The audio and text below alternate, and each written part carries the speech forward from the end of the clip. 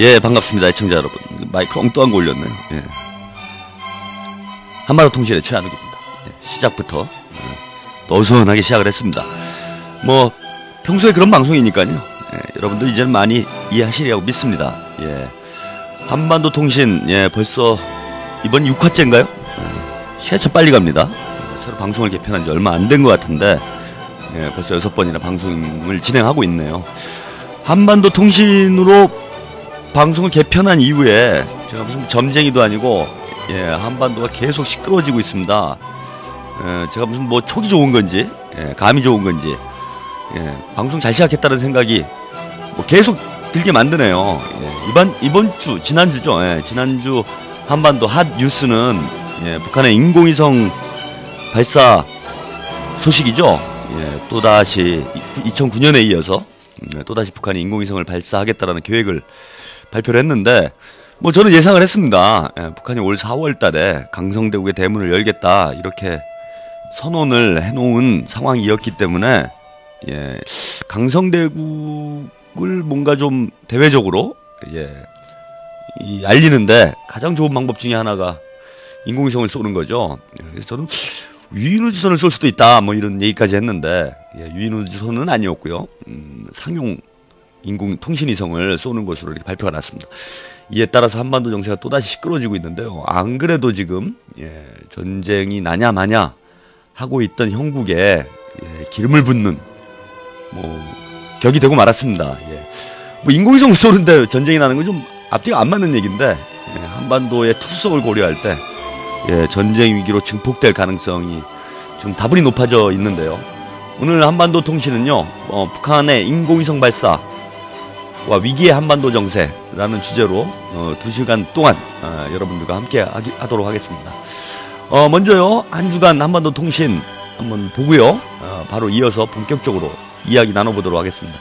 오늘은 뭐 초대손님 없습니다. 예, 저 혼자 좀 떠들어야 되겠네요. 제가 또 이쪽으로는, 예, 북한의 인공위성 관련된 책을 내가지고, 예, 곤욕을 치렀던 사람이기 때문에 뭐 나름 전문가입니다. 예, 그래서 오늘은 저 혼자서 북한의 인공위성 과연 무엇이 문제인가, 예, 위기의 한반도 정세에 기름을 부을 것인가, 아닐 것인가 이야기를 나눠보도록 하겠습니다. 노래 한 곡 듣고요, 예, 한반도 통신 본격적으로 들어가겠습니다. 오늘 첫 곡은요, 아직 신청곡을 안 해주신 관계로, 예, 제가 좋아하는 뭐 노래 하나 보내드리도록 하겠습니다. 고 유재하 씨죠. 예, 제가 좋아하는 가수가 몇명 안 되는데 매우 좋아하는 가수입니다.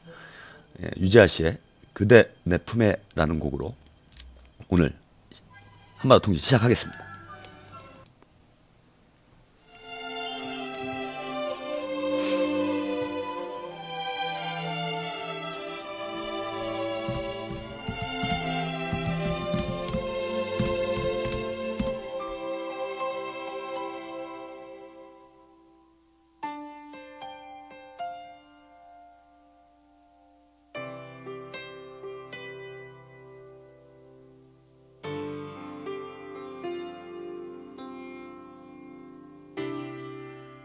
별 해는 밤이면 들려오는 그대의 음성, 하얗게 부서지는 꽃가루 되어 그대 꽃 위에 안고 싶어라.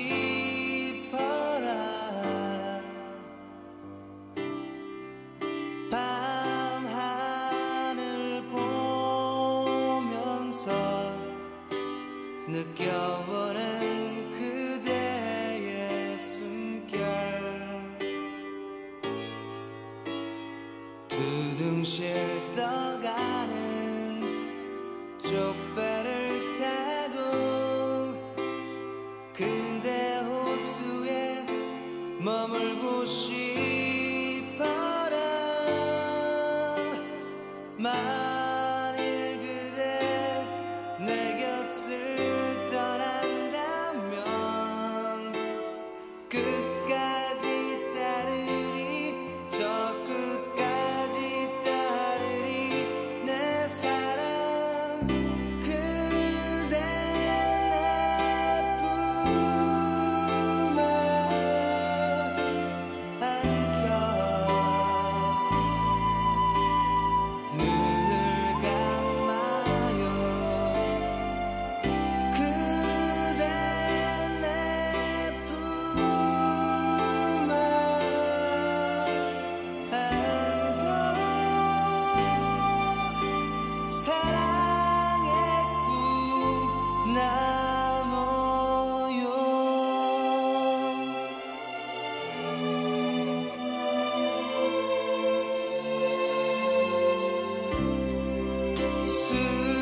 술잔에 비치는 어여쁜 그대의 미소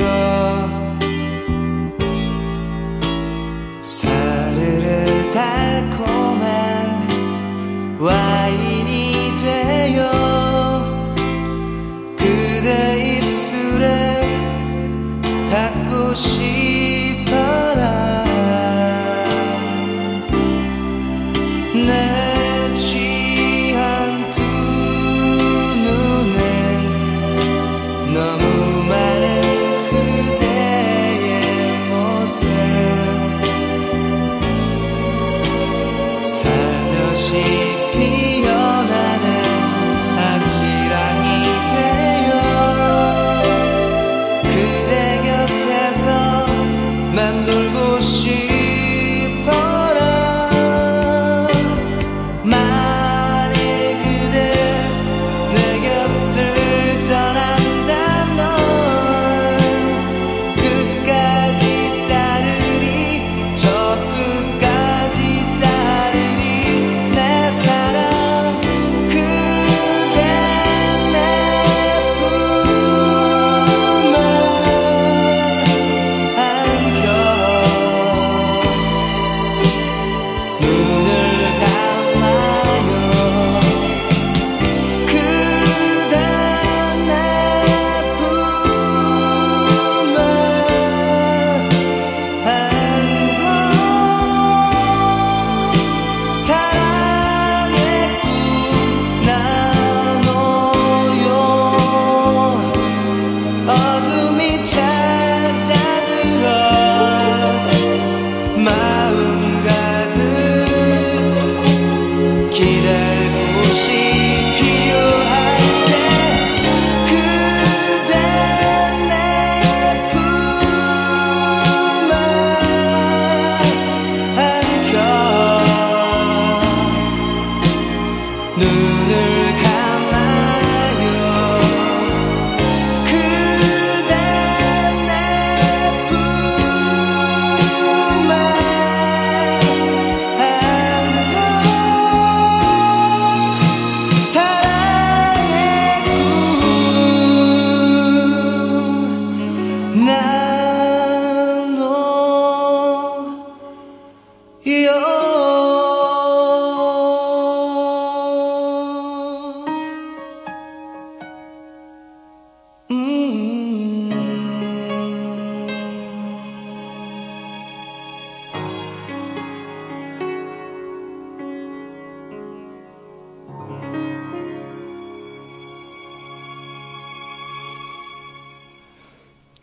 예, 유재하의 그대 내 품에. 노래가 막 자동으로 나오네요. 야, 이게 다시 죄송합니다. 예, 다시 재생이 되는 또 희한한 기능이 생겼네. 전에 이런 거 없었는데. 저를 물먹이려는 하여튼 서버 음원 업체 음모입니다. 이거 음모예요. 저를 물먹이려는. 저는 분명히 이거 제가 한 1년, 2년 가까이 지금 이걸 하고 있는데 제가, 네. 제가 저 정혜림 아나운서가, 예, 강정에 갔을 때, 예, 그 다이어리를 상당히 오래 보관하시더라고요. 예, 오래 보관하는데, 거기 다이어리에 이렇게 적혀 있었어요. 저도 언제 방송을 했는지 몰랐는데, 예. 그, 2010년? 2010년 5월인가요? 예, 감시 중 하고 계시니까 지금 2010년 5월 달인가 예, 첫 방송을 시작했다. 그래서 최한욱 첫방 이렇게 써 있었더라고요. 예, 첫방이라고 뭐 처음 한 번 때렸나 뭐 이런 건 줄 알았더니 예, 첫 방송을 그때 했다는 겁니다. 그러니까 이제 벌써 2년이 지금 다가오고 있는 장수 프로예요. 이게 예. 이름 바꿨지만 예, 아무튼 장수 프로입니다. 제가 여기 왕고 참여 민중의 소리 CJ 중에 예, 다 후배입니다. 4월 23일 날 제가 첫 방을 했다네요. 예. 첫 방을 했습니다. 선빵 뭐 그런 말 있죠. 예. 4월 23일 날 예. 역사적인 날입니다. 그죠? 첫 방을 날렸는데 뭐 그때나 지금이나 사실은 뭐 예, 듣는 분은 뭐 계속 듣고 안 듣는 분은 계속 안 듣고 뭐 크게 변화는 없는데 아무튼 이제 한 달 뒤면 벌써 2년이 됐네요. 제가 방송한 지가 2주년 특집 방송 전혀 준비하고 있지 않습니다. 예. 한결같은 방송이죠. 1주년, 1년이 흐르나, 2년이 흐르나, 뭐, 변화의 의지가 조금 더 없기 때문에, 그죠? 뭘 기대하지 마세요. 제가 무슨 2주년 특집 방송을 해가지고, 막, 여기에 화려한 무슨 게스트들을 초청해가지고, 뭔가 현란한 방송을 보여줄 것이다, 아니라는 생각을 절대 하지 마십시오. 절대 그런 거 하지 않습니다. 아무도 오지 않아요. 외로운 방송이에요. 시청자도 없고, 게스트도 없고, 그냥 저 혼자 주구장창 떠들어도 될 겁니다. 나 혼자 떠들 거야. 떠들 때도 없는데 요즘에 별로. 이걸까지 남한테 뺏길 수 없어요.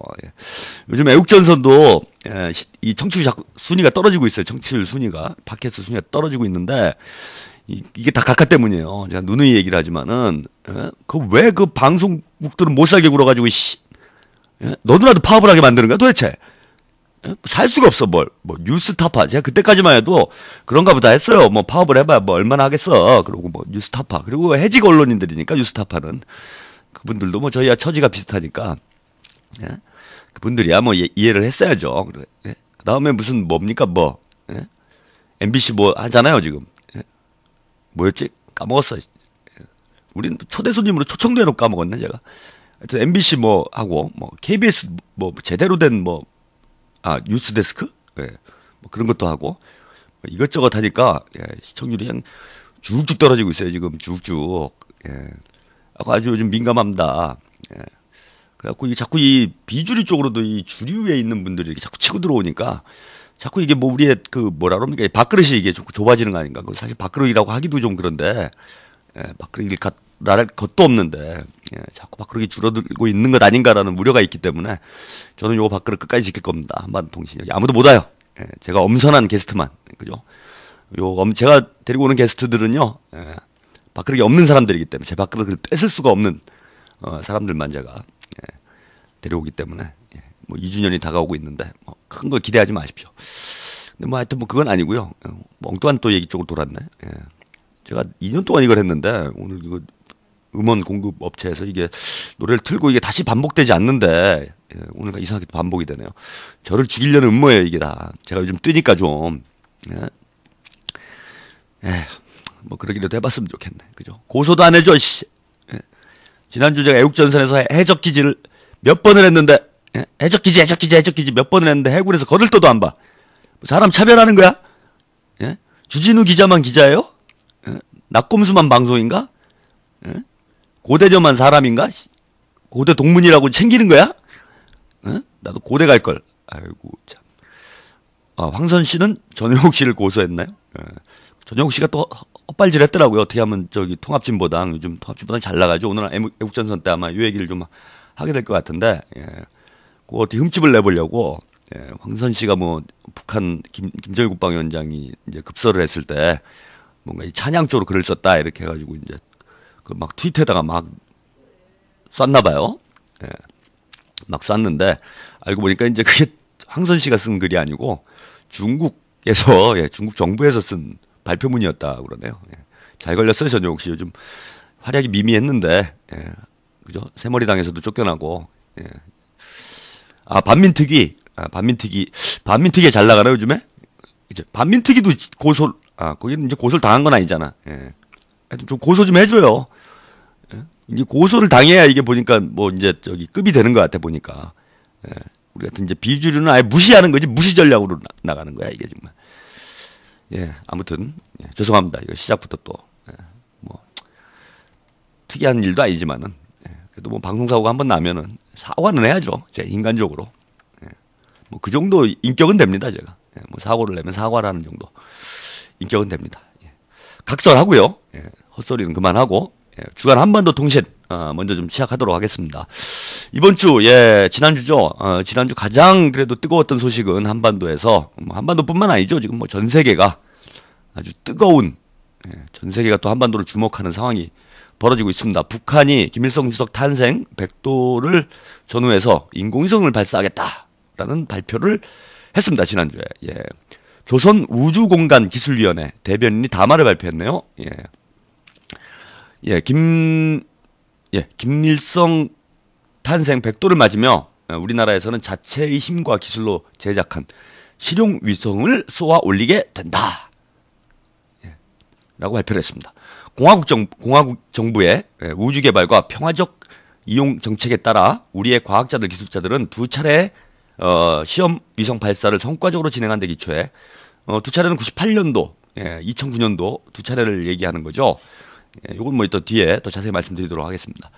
나라 경제 발전에 필수적인 실용 위성을 개발하고 이용하기 위한 과학 연구 사업을 줄기차게 진행해 왔고, 이 과정에서 우주과학기술 분야에서 비약적인 발전이 이룩되고 실용 위성들의 발사와 정상 운영을 위한 튼튼한 물질기술적 토대가 마련되었다.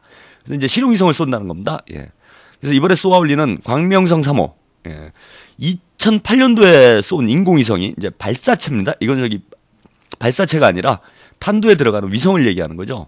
광명성 3호는 극궤도를 따라 도는 지구 관측 위성으로서 운반 로켓, 이제 발사체 은하 3으로 평양북도 철산군 서해 위성 발사장에서 남쪽 방향으로 4월 12일부터 16일 사이에 발사하게 된다. 이렇게 발표했네요. 서해 위성 발사장, 이른바 이제 그 동창리 우주센터를 얘기하는 거죠. 뭐 미사일 기지다 그래가지고 서방 언론에서는 계속 의혹을 가지고 있었는데 뭐 이제 드디어 확인됐습니다. 저는 뭐 누누이 그 얘기를 해왔어요.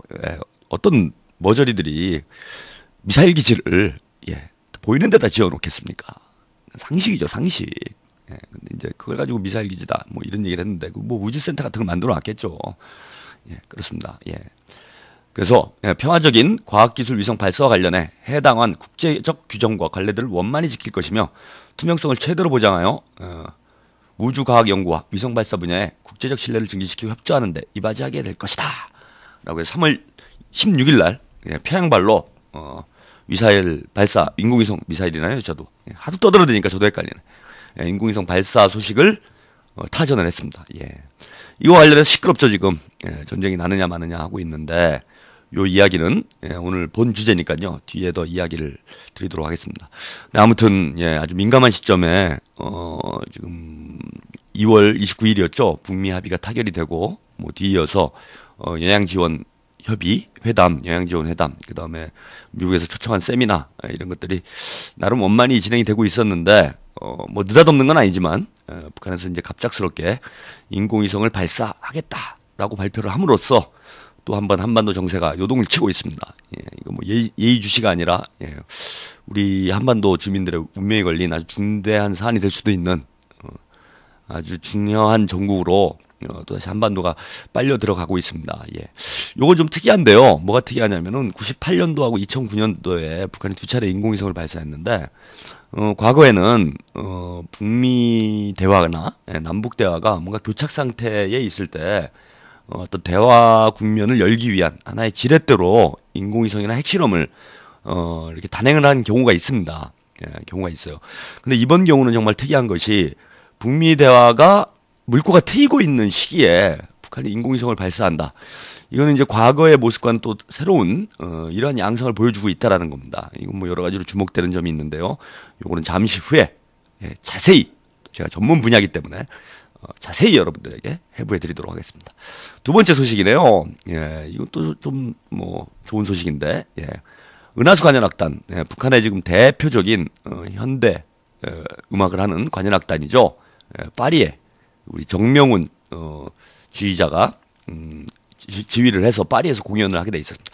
원래 이제 정명훈 씨가 작년 하반기였죠. 11월이었나요? 예, 그때만 하더라도 이제 북한에 가서 평양과 서울을 오고 가면서 남북 합동 연주 이쪽을 이제 추진을 해 오셨는데 이게 좀 뭐 여의치가 않게 됐어요. 뭐 남북 관계가 뭐 지금 뭐 상당히 극단적인 상황이 되다 보니까 그래서 어쩔 수 없이 파리로 날아가셔가지고 파리가 또 뭐 제2의 고향이라고 할 정도로 정명훈 씨는 파리에서 이제 활약을 오랫동안 해오셨죠. 지휘자로서.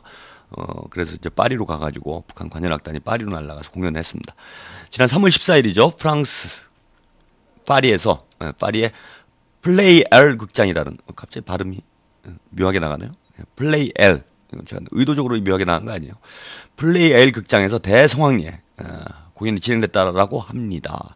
뭐 프랑스뿐만 아니라요 유럽과 전 세계가 큰 관심을 모았던 공연이었는데요. 유럽의 뭐 문화 중심지라고 할 수 있는 또 파리에서도 그 중심을 잡고 있는 플레이 L 극장에서 공연을 했다라고 합니다. 이 플레이 L 극장은요 1927년에 개관을 했다고 그러고요. 예, 파리 음악전당 소속 건물로 프랑스의 현대적인 관현악 극장 중에 하나라고 합니다. 예, 세계적으로 유명한 이런 악단들이 이 극장에서 공연을 했다라고 하고요. 이날 공연에는요, 예, 프랑스 라디오 필하모니 관현악단이 함께 이제 협연을 했는데요. 1930년 프랑스 라디오 방송국에 의해서 처음 창설된 이런 관현악단이라고 합니다. 예. 파리 국립교향악단, 리옹 필하모니 관현악단과 함께 프랑스 3대 관현악단이라고 하네요. 예. 프랑스에서 아주 중요한 1년에 이제 파리에서만 70여 회 정도 공연을 한다니까요. 뭐 연중 공연을 하는 이런 아주 이름 있는 관현악단이었다고 합니다. 그러니까 뭐 북한은 이제 은하수 관현악단이 뭐 최고 인기라고 그래요. 이게 아마 2009년도 경에 제가 알기로는 결성이 된 걸로 알고 있는데 저도 이제 뭐 유튜브나 이런 데를 통해서 요 공연 장면을 봤는데 이 관현악 편성이 아주 흥미롭더라고요. 뭐 이제 보통 이제 관현악은 교향악을 많이 연주를 하고 이제 서양 음악을 위주로 하게 되는데 북한 관현악단은 이제 동서양이 일단 합쳐져 있고요. 그래서 우리 악기들 뭐 예컨대 해금이랄지 뭐 가야금이랄지 뭐 날라리라고 그러나요? 뭐 하여튼 뭐 이런 대금 뭐 이런 우리 전통 악기들도 편성이 돼 있고요. 관현악으로. 그리고 또 하나 또 흥미로운 거는 뭐 밴드 음악이라고 그러나요? 보통 이제 락 밴드들 뭐 드럼이랄지 전자 기타랄지 이런 이제 그 대중음악 쪽에서 하는 이제 전자음악들 또 같이 편성이 돼 있어요. 예, 그래서 아주 흥미로운 음색을 냅니다. 그러니까 서양 관현악이다 그러면 이제 장중하죠. 네? 그죠? 뭐 교향악 이런 거 들어보면 장중하지 않습니까? 짜자자잔 뭐 이런 장중한 음악인데 우리 또 반면에 이런 우리 음악, 우리 전통 관현악은 이게 뭐 부드럽죠. 부드럽고 선율이 부드럽고 음색이 뭔가 차분한 그래서 사실 뭐 장중한 것과 이렇게 부드러운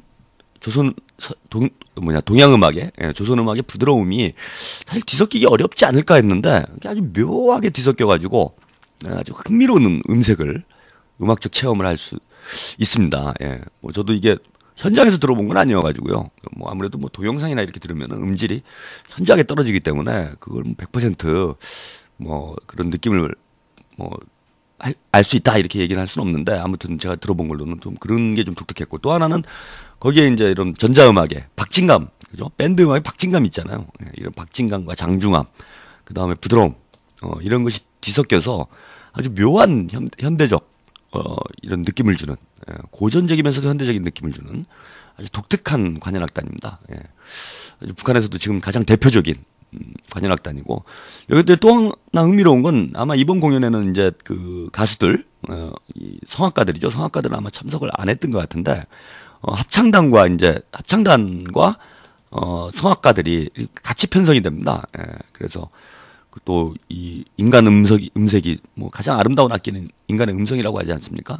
이런 인간 음색이 주는 이런 감동까지 함께 섞어줄 수 있는 아주 독특한 관현악단인데, 뭐 현재 북한을 대표하는 관현악단이라고 할 수 있을 것 같아요. 막 또 프랑스 라디오 관현악단도요. 예. 프랑스 라디오 필하모니 관현악단이죠. 정확한 명칭은. 예.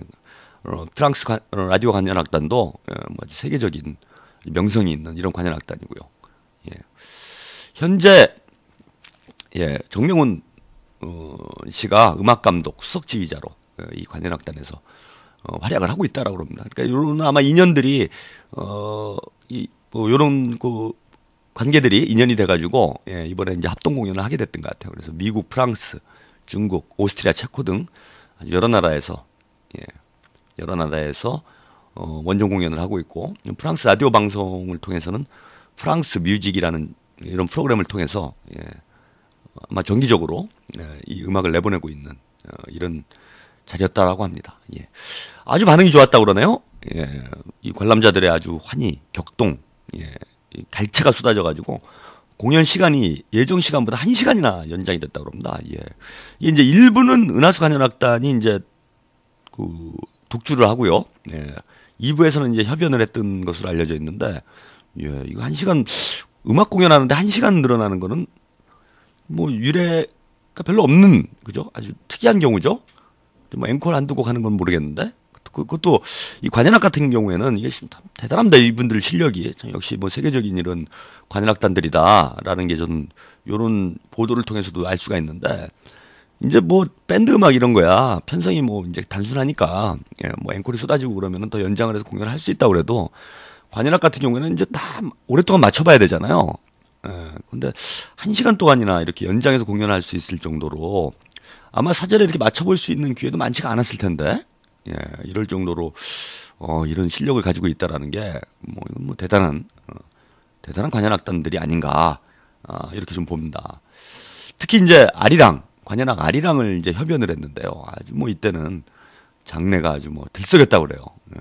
저도 이제 그 김대중 전 대통령께서 평양을 방문하셨을 때 북한 측 이제 관현악단이 그 환영 공연을 했는데, 그때 아리랑 연주하는 거를 생중계로 그때 들었습니다. 근데 아리랑이 이런 음악이었구나. 그때 새삼 느꼈어요. 아주 편곡을 참 잘했더라고요. 그래서 아리랑의 그 새로운 매력을, 아리랑 하면은 우리가 왠지 그 뭔가 한이 맺힌, 이 장중하다기보다는 뭔가 가녀리고 그 참 뭐라 그러나 하여튼 그 추적추적 비가 내리는 듯한 이런 느낌이었는데, 북한 관현악단이 연주하는 아리랑은 매우 장중합니다. 물론 뭐 그런 한의 선율이 잘 배어 있기도 하지만은 장중한 이런 느낌을 주면서, 그리고 또 역동적이고 박진감 넘치는 이런 또 연주를 해요. 아리랑 가지고도 이런 선율을 뽑아낼 수 있구나. 그리고 저도 상당히 그 당시에 흥미롭게 놀랍게 그 공연을 감상을 했던, 물론 이제 TV로 이제 음악을 들었기 때문에 뭐 그 감동이 한 50%도 안 된다고 봅니다.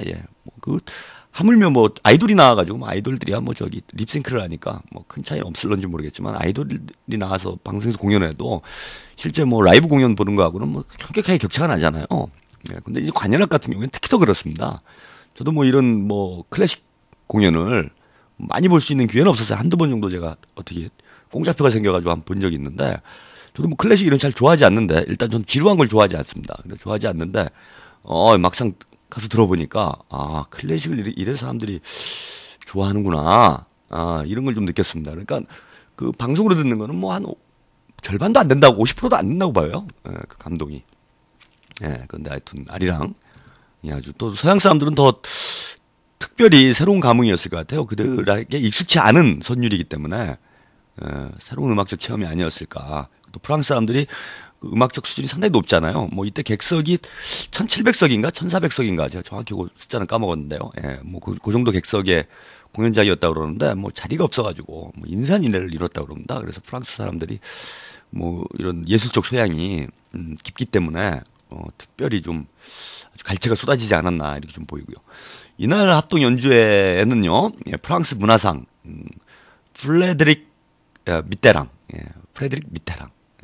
이 양반이 아마 그 과거에 미테랑 그 총리, 프랑스 오랫동안 사회당 당수이면서 총리를 오랫동안 하신 분이 있어요. 80년대 미테랑이라고, 그 좌파 그 프랑스 좌파인데 아주 뭐 프랑스 좌파 중에서도 그 당시에 보면은 사실 뭐 소련이 붕괴되고 여러 가지로 세계 정세가 아주 격동하던 시기였음에도 불구하고 그 나름 그래도 이 서유럽 국가의 좌파 정당치고는 나름 그 원칙적으로 이런 세계 정세에 경랑을 헤쳐왔던 아주 유명한 정치인이 있습니다. 아마 그 정치인 아들인 것 같아요. 아들 되시는 분인 것 같아. 프랑스 지금 문화상을 하고 있다고 그러네요. 예. 그리고 미테랑 이 전 총리는 북한을 방문한 적도 있습니다. 그래서 김일성 주석이랑 회담을 했던 적도 제가 있는 것으로 이렇게 알고 있습니다. 예. 프랑스 라디오 방송국 총국장 장 S라는 분 등등 비롯해가지고 프랑스 음악 전문가들 각계각층의 분들 그 다음에 북한 프랑스 주재 북한 총대표부 성원들 그다음에 여러 나라의 외교 대표 성원들 우리 이제 참여를 해가지고 이날 공연을 관람을 했다라고 합니다. 이게 제가 보니까 인터넷에서도 우리 그 프랑스의 제 애청자 분 저기 애국전선 애청자 분 중에서도 파리에서 유학을 하고 계신 분이 있는데 뭐 엽서도 보내주셨어요. 고맙습니다. 제가 잘 받았습니다. 그 엽서 얘기를 하려는 게 아니고 그 프랑스에도 우리 교포분들이 꽤 있어요.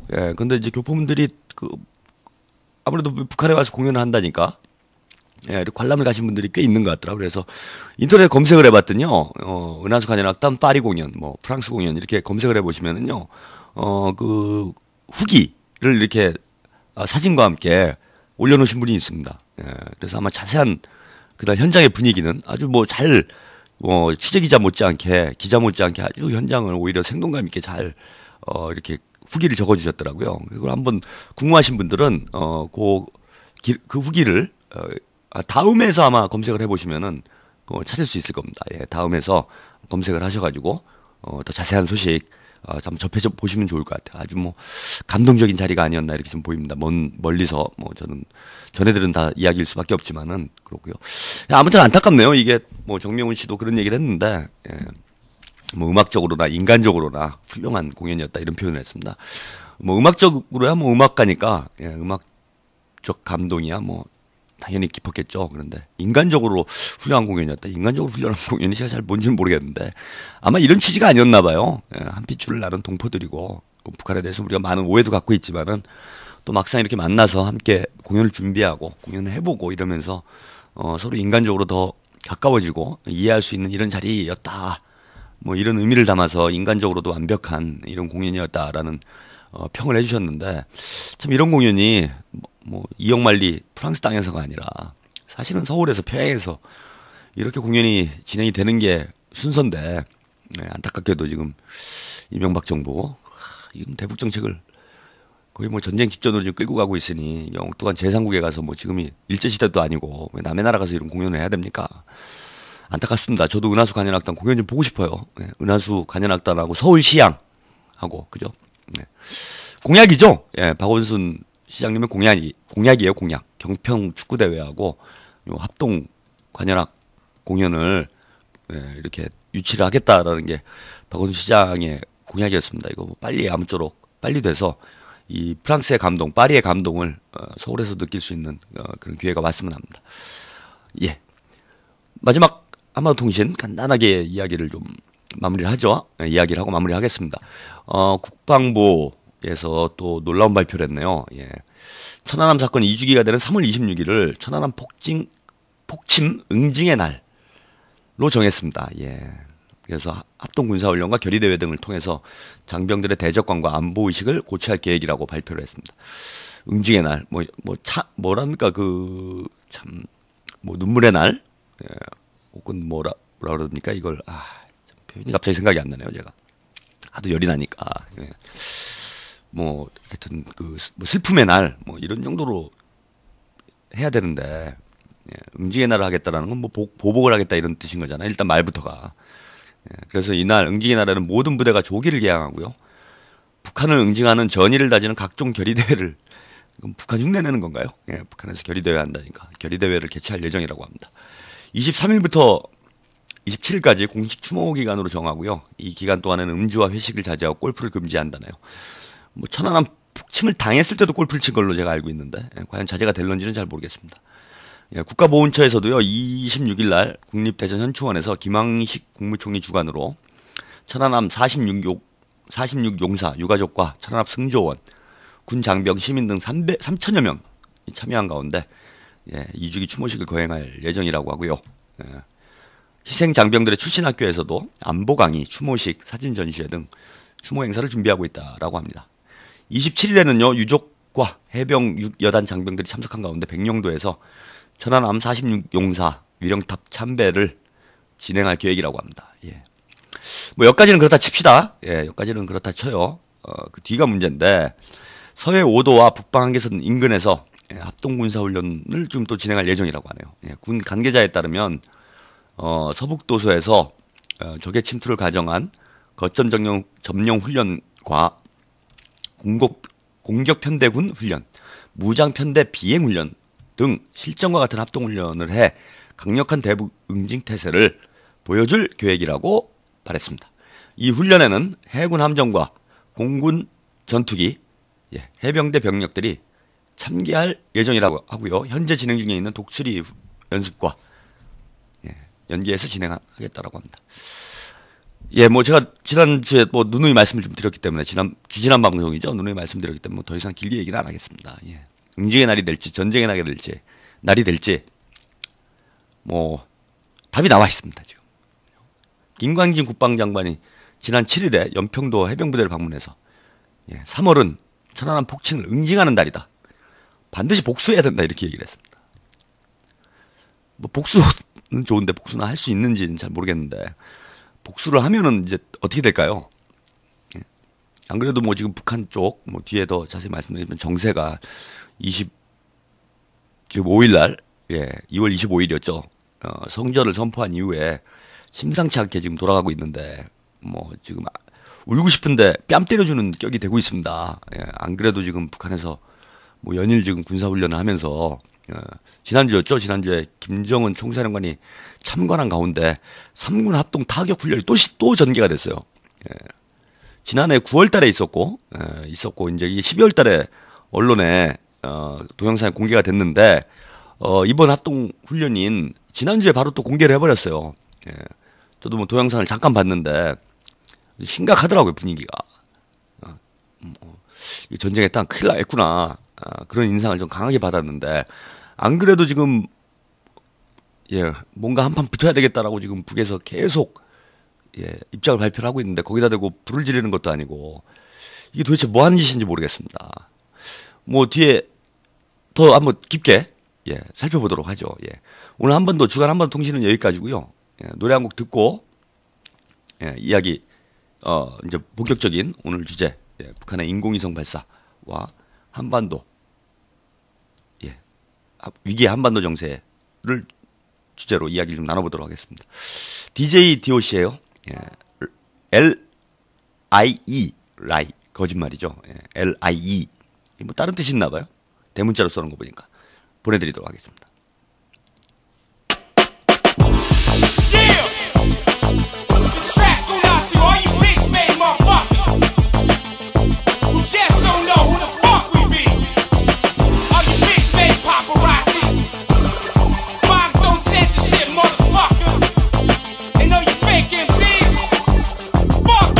벌써 2년 지나 공백 기간 동안 우릴 마치 생양아치로 매도시킨 너희 사이비 기자들 잘 들어봐.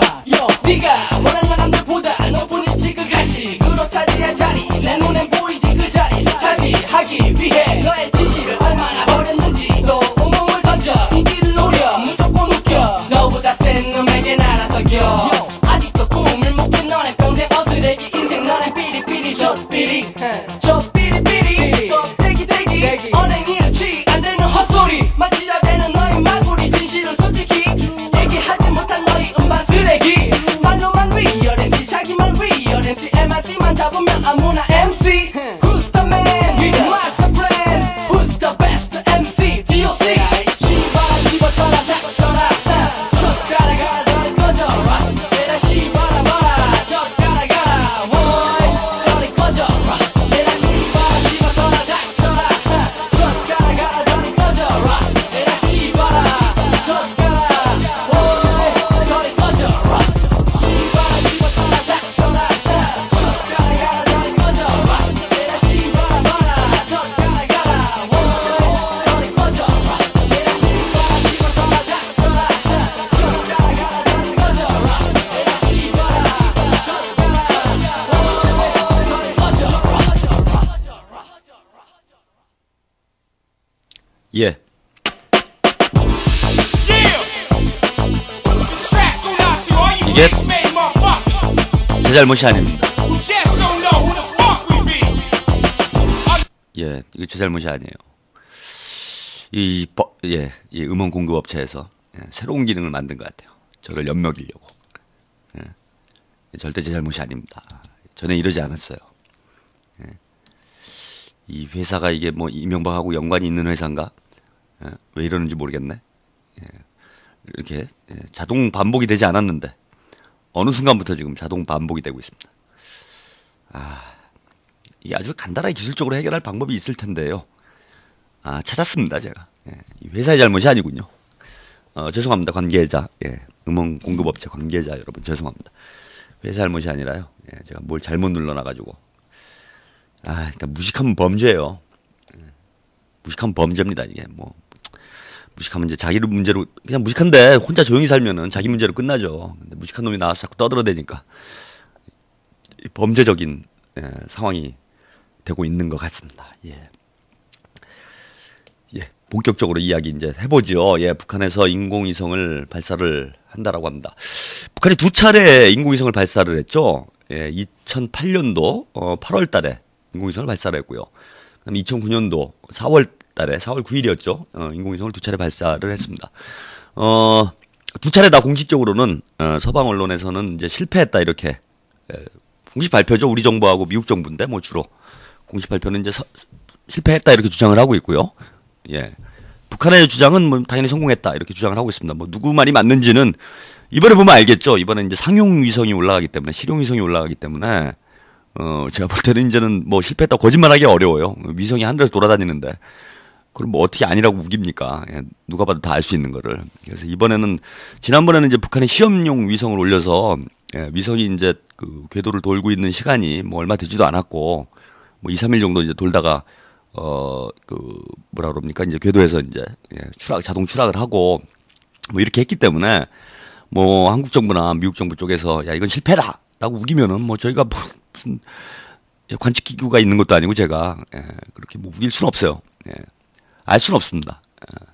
그러다 보니까 이제 발사의 성공 여부조차도 지금 갈리고 엇갈리고 있는데 제가 확인한 거는 이제 러시아 쪽에서는 두 차례 다 확인해 줬어요.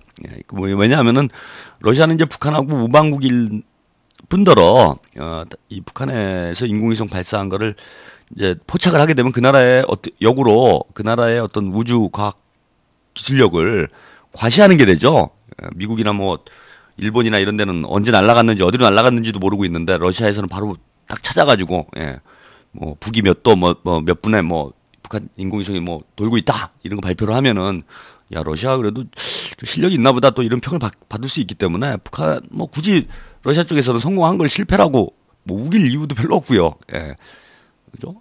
그러다 보니까 러시아 뭐 우주센터 이런 쪽에서는 두 차례 다 성공을 했다 이렇게 보도가 나온 적이 있습니다. 근데 뭐 어쨌건 그건 뭐 러시아 쪽 얘기고 미국 쪽에서 아니라니까 우리 또 미국이 하라는 데만 해야 되잖아요. 미국이 뭐 파수로 매주를 쓴다고 해도 우리 믿어야 되잖아. 그런 나라잖아요. 그죠? FTA 하면은 뭐 돈을 번다니까 그냥 해야 되잖아요. 우리는. 해군기지 하면은 이제 세계적인 관광지가 된다니까 그냥 해야 되잖아. 그죠? 미친 소 먹어도 괜찮다니까 그냥 먹어야 되잖아요. 그러니까 뭐 미국이 맞다 그러면 맞는 거지 뭐 거기다 대고 토를 달고 그러면 안 됩니다. 나쁜 짓이에요. 제가 그러다가 국가원법 감옥 갔다 왔어요. 여러분들은 그런 짓 하지 마세요. 근데 아무튼 저는 하여튼 미국이 하는 게 맞았다고 봅니다. 그래서 북한 그 인공위성 발사는 실패인데요. 실패인데 러시아 쪽에서는 또 다른 얘기를 하더라 이거예요. 러시아를 믿을 수가 없죠 우리가. 미국은 믿어도. 그죠? 그래서 미국하고 한국 정부에서 실패라고 그러면 그냥 실패인 거예요 그거는. 거기다 뭐 성공했느니 뭐 일부러 그런다느니 이게 인공위성을 쏘고 나면은 어떤 이 가져올 파장 때문에 미국이 뭐 이게 사실 뭐 대륙간 탄도 미사일이랑 똑같은 거 아닙니까? 위에다가 이제 핵탄두를 집어넣느냐 위성을 집어넣느냐 뭐 이런 차이기 때문에 대륙간 탄도 미사일과 뭐 다를 바 없습니다. 그래서 이제 북한이 인공위성 발사에 성공했다 그러면은 미국 입장에서는 이제 큰일 나는 거죠. 큰일 나는 겁니다. 미 본토에 이제 북한제 핵탄두가 떨어질 수도 있는 이런 상황이 될 수 있기 때문에 미국에서는 성공을 해도 실패를 했다라고 얘기를 해야 되지만은 뭐 그런 정치적 이유 때문에 성공한 걸 전 실패했다라고 거짓말한다고 생각하진 않아요. 그러진 않습니다. 절대로 그런 거 아니에요. 분명히 미국에서 발표한 게 맞고 우리 정부에서 발표한 게 맞습니다. 두 번 다 실패를 했어요. 근데 하여튼 러시아 쪽에서는 성공했다라고 하더라 이겁니다. 저는 제가 뭐 딴 소리를 하는 게 아니라 정부에서 하는 말이 100% 맞는 건데요. 그런 거 틀렸다고 그러면은요 국가원법 위반으로 쇠고랑을 찹니다. 쇠고랑을 차고 1년 이상 감옥 생활을 하게 돼요. 제가 그런 경우로 갔다 왔기 때문에 지금은 절대 그렇게 얘기하지 않습니다. 아무튼 뭐 그렇게 주장을 해왔는데요. 2008년도 이제 8월 달에 발사했던 것이 발사체 이름이 그러니까 운반체죠. 운반체 이름이 백두산, 백두산 1호였어요. 백두 1호, 백두산 1호였습니다. 그리고 그 위에 이제 위성 이름이 광명성 1호였어요. 그렇고 2009년도에 이제 쏜 발사체 이름이 은하 2호, 은하 2호였고요. 그 위에 이제 탑재됐던 인공위성의 이름이 광명성 2호였습니다. 이번에 발사할 발사체 이름은요. 아까 뭐 서두에 말씀을 드렸다시피 광명성 3호고요. 그러니까 이제 위성은 계속 같은 이름을 쓰고 있는 거죠. 그다음에 발사체 이름은 은하 3호다라고 보시면 됩니다. 이거 아주 중요한 건데요. 아까 은하 98년도에 쓴 거는 백두산 1호였다고 그러고요. 말씀을 드렸고 2009년도에 쓴 거는 은하 2호라고 제가 말씀을 드렸는데 요거는 기종이 바뀌었다는 거예요. 그죠? 그러니까 2008년도에 쏜 기종하고 98년도에 쏜 기종하고 2009년도에 쏜 기종이 바뀌었다라는 거죠. 그래서 그건 신형이 나왔다라는 겁니다. 예컨대 뭐 98년도에 쏜 게 왜 이렇게 헷갈립니까? 98년도에 쏜 것이 뭐 배기량이 1500cc였다라면은 이제 2000년에 쏜 거는 2009년에 쏜 거는 배기량이 2000cc가 되는 거죠. 그러니까 굳이 얘기하면은 98년도에 쏜 광명성 1호는 그러니까 백두산 1호죠. 백두산 1호는 뭐 소나타급 중대형이다라고 보면은 2009년도에 쐈던 은하 2호는 이제 대형차급이다 이렇게 보시면 돼요. 배기량이 뭐 2000cc급 이상 뭐 그랜저급이다 이렇게 되는 거죠. 그랜저급. 그러니까 이건 기종이 달라진 걸 의미합니다. 그래서 사거리가 늘어났다라고 이제 평가를 했고요. 2098년도에 쏜 것은 이제 사정거리가 5,000에서 6,000km 정도 나오지 않는가 이렇게 이제 전문가들이 분석을 했는데 지금 물론 이제 정부 발표는 요것도 여러분 혼돈하시면 안 돼요. 미국이나 정부 발표는 훨씬 더 짧습니다. 정부에서 발표한 거는 한 2,000에서 3,000km 정도로 지금 주장을 하고 있어요. 그럼 이제 중거리 정도가 되는 거죠. 중거리. 이거 미사일로 바꾸면 이제 중거리 탄도 미사일 정도 됩니다. 그리고 5,000km가 되게 중요한데 5,000km부터가 이제 ICBM 대륙간 탄도 미사일이 돼요. 그러니까 왜 5,000km가 중요하냐면은 보통 이제 한 대륙에서 한 대륙까지의 거리가 5,000km 정도가 됩니다. 그러면은 이제 다른 대륙을 공격할 수 있는 능력을 갖게 되는 거기 때문에 5,000km 이상의 탄도 미사일을 보유해야 ICBM 보유국으로 인정을 해주고 그때부터 이제 급이 달라지는 거예요. 여기는 이제 핵 보유국 중에서도 A 클래스가 되는 거죠. 핵 보유국이 대략 저는 이제 한 3개 정도 클래스로 나눠집니다. A 클래스. 그래서 5,000km 이상의 대륙간 탄도미사일을 보유한 국가. 그 다음 B 클래스. 5,000km 이하의 중거리 탄도미사일을 보유하고 있거나 혹은 그런 해구산을 제공받고 있는 나라. 해구산을 제공하는 이제 미국하고 우방국들이겠죠. 미국의 우방국들. 그러니까 뭐 주로 이제 여기는 A 클래스는 미국, 중국, 러시아. 요거 여기까지입니다. 여기가 A 클래스가 되고요. 핵보유국 중에서도. 그 다음에 B 클래스는 이제 프랑스, 영국, 뭐 이런 데죠. 예.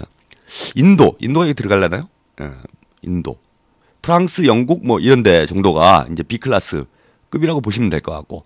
그 다음에 이제 C 클래스급이 이제 뭐 이스라엘이라든지 뭐 파키스탄, 뭐 인도는 좀 애매할 것 같아요. 5,000km 이상이 있는지 없는지 잘 모르겠어요 지금. 예, 지금 제가 정확한 데이터가 없는 상태에서 방송을 하고 있어갖고 정확히는 모르겠는데 아마 인도도 그 근저리에 언저리에, 그러니까 C 클래스, C 트리플 뭐 A 뭐 미국에서 그 2군을 그렇게 부르잖아요. 트리플 A 그러면 트리플 C 정도는 되는 것 같아요. 그래서 이제 C 클래스 중에서 상위급 정도가 되고. 이렇게 좀 나눠집니다. 그러니까 A 클래스에 들어가려면 5,000km 이상 대륙간 탄도 미사일을 가져야 되고, 여기부터는 완전히 이제 다른 대접을 받게 되죠. 그래서 중국, 러시아, 미국이 뭐 세계를 좌지우지하지 않습니까? 그래서 이제 5,000km 넘어가느냐 안 넘어가느냐 상당히 중요한 문제인데, 이미 98년도에 5,000에서, 그러니까 백두산 1호죠. 백두산 1호가 5,000에서 6,000km까지 보는 뭐 전문가들이 있습니다. 그런데 우리 정부하고 미국 정부 쪽에서는 이제 2,000에서 3,000km 딱 이렇게 이제 주장을 하고 있어요. 저는 그걸 아주 굳게 믿습니다. 예, 그게 정답이에요.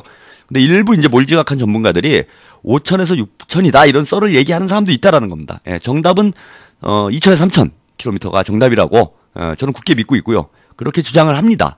예. 근데 어쨌건 98년도에 이미 이제 대륙간 탄도미사일급, 그죠? 예, 급 발사체, 운반체 그 제작 능력을 가지고 있다라는 게 이제 확인이 됐고, 뭐 미국 발칵 뒤집혔죠 이것 때문에. 뭐 적어도 미국의 이제 서부 지역, 그러니까 뭐 서부도 이제 다 들어가는 건 아니에요. 미국의 이제 그 뭡니까 추정으로 보더라도 미국이 2,000-3,000km다 이런 추정으로 보더라도 하와이, 알래스카 일부 이런 데가 이제 사정권 안에 들어가게 돼요. 그러니까 이거 뭐 심각해진 거죠. 미국 입장에서. 미 본토가 이제 북한한테 공격당할 수도 있는 이런 형국이 돼버렸는데. 그래서 그 당시에 이제 금창리 해기기라고 있었습니다. 북한에 이제 금창리라는 동네가 있는데 그 동네에 무슨 큰 동굴이 있대요.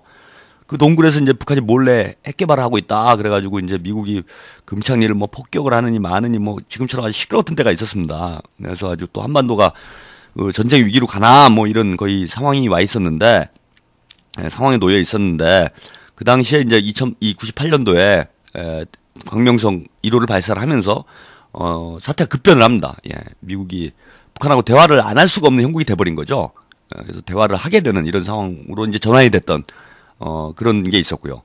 또 이제 2009년도에는 오바마 행정부 이제 출범 초기였는데, 예, 이때는 이제 그 뭐 대화가 될지 안 될지 좀 애매모호한 상황이었어요. 부시 행정부에서 마지막 말기에 이제 2.13 합의가 나오고 9.19 공동성명이 나오고 그다음에 2.13 합의가 나오면서 북한이 영병 핵시설을 2008년도죠. 2008년도에 이제 폭발을 하고 7월 달에 야, 이제 북미 관계가 아주 급진전되는구나 이런 전망을 하고 있었는데, 그 당시 또 정권이 바뀌었습니다. 바뀌면서 오바마 행정부의 대북 정책이 어디로 갈 것인가 많은 분들이 이제 고민하고 있었던 시기였는데, 그 당시 이제 기본 미국의 외교 전략은 이제 스마트 외교를 하겠다. 그래서 보통 이제 소프트 외교와 그 뭐라 그럽니까 하드 외교, 예, 연착륙과 경착륙, 예.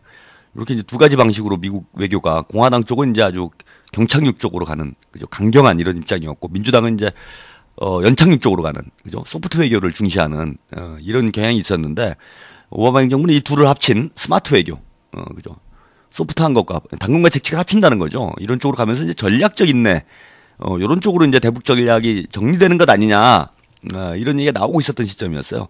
그때 이제 북한에서 바로 선제 공격을 합니다. 그죠? 이제 오바마 행정부의 대북 정책이 확정되기 전에 빨리 대화로 나와라 이런 뜻이었죠. 쉽게 얘기하면은.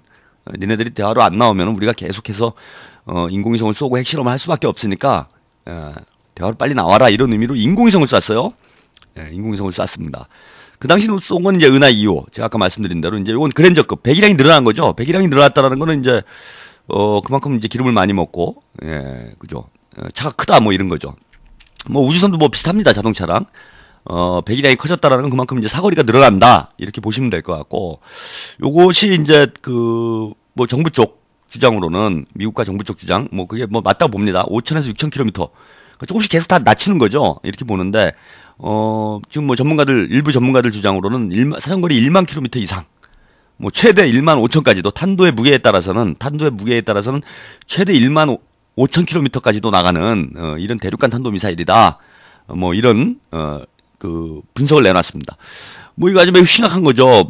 뭐 평양에서 워싱턴까지의 거리가 약 1만 400km 정도가 될 겁니다. 그런데 1만 km 넘어서 최대 사거리가 1만 5천까지도 사거리를 연장시킬 수 있다 이렇게 하면은 사실 미국 전역을 이제 핵탄두로 공격할 수 있는 북한이 이런 능력을 보유하게 됐고 바로 뒤이어서 5월달에 아마 노무현 대통령 서거하신 날하고 공교롭게 같은 날인데 5월 28일일 겁니다. 예, 5월 26일인가요?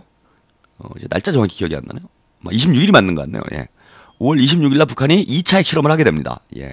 그때 핵실험은 이제 소형 핵실험을 했다라고 알려져 있어요. 지진파가 크게 발생하지 않았고 방사능 물질도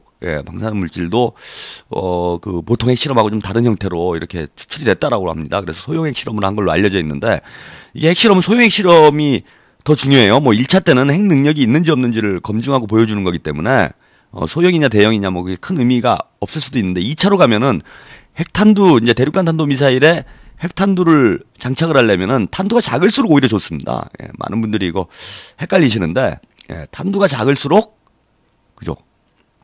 이게 그 대륙간 탄도미사일 사거리가 늘어나게 되죠. 또 많은 탄두를 실을 수 있고 그렇기 때문에 소형화 단계로 넘어가게 됩니다. 핵실험에 1차로 성공하게 되면은 근데 2차 핵실험이 바로 이제 소형 핵실험이었다 이런 분석이 있었고 그러면은 북한이 인공위성 미 본토까지 날아올 수 있는 1만 킬로 사정거리 1만 킬로에 육박하는 이런 인공위성 발사에 성공을 하고 바로 뒤이어서 한 달 뒤에 그 소형 핵실험을 했기 때문에 이건 뭐 누가 봐도 북한이 대륙간 탄도미사일을 보유하고 있다라는 게 이제 확인되는 거죠.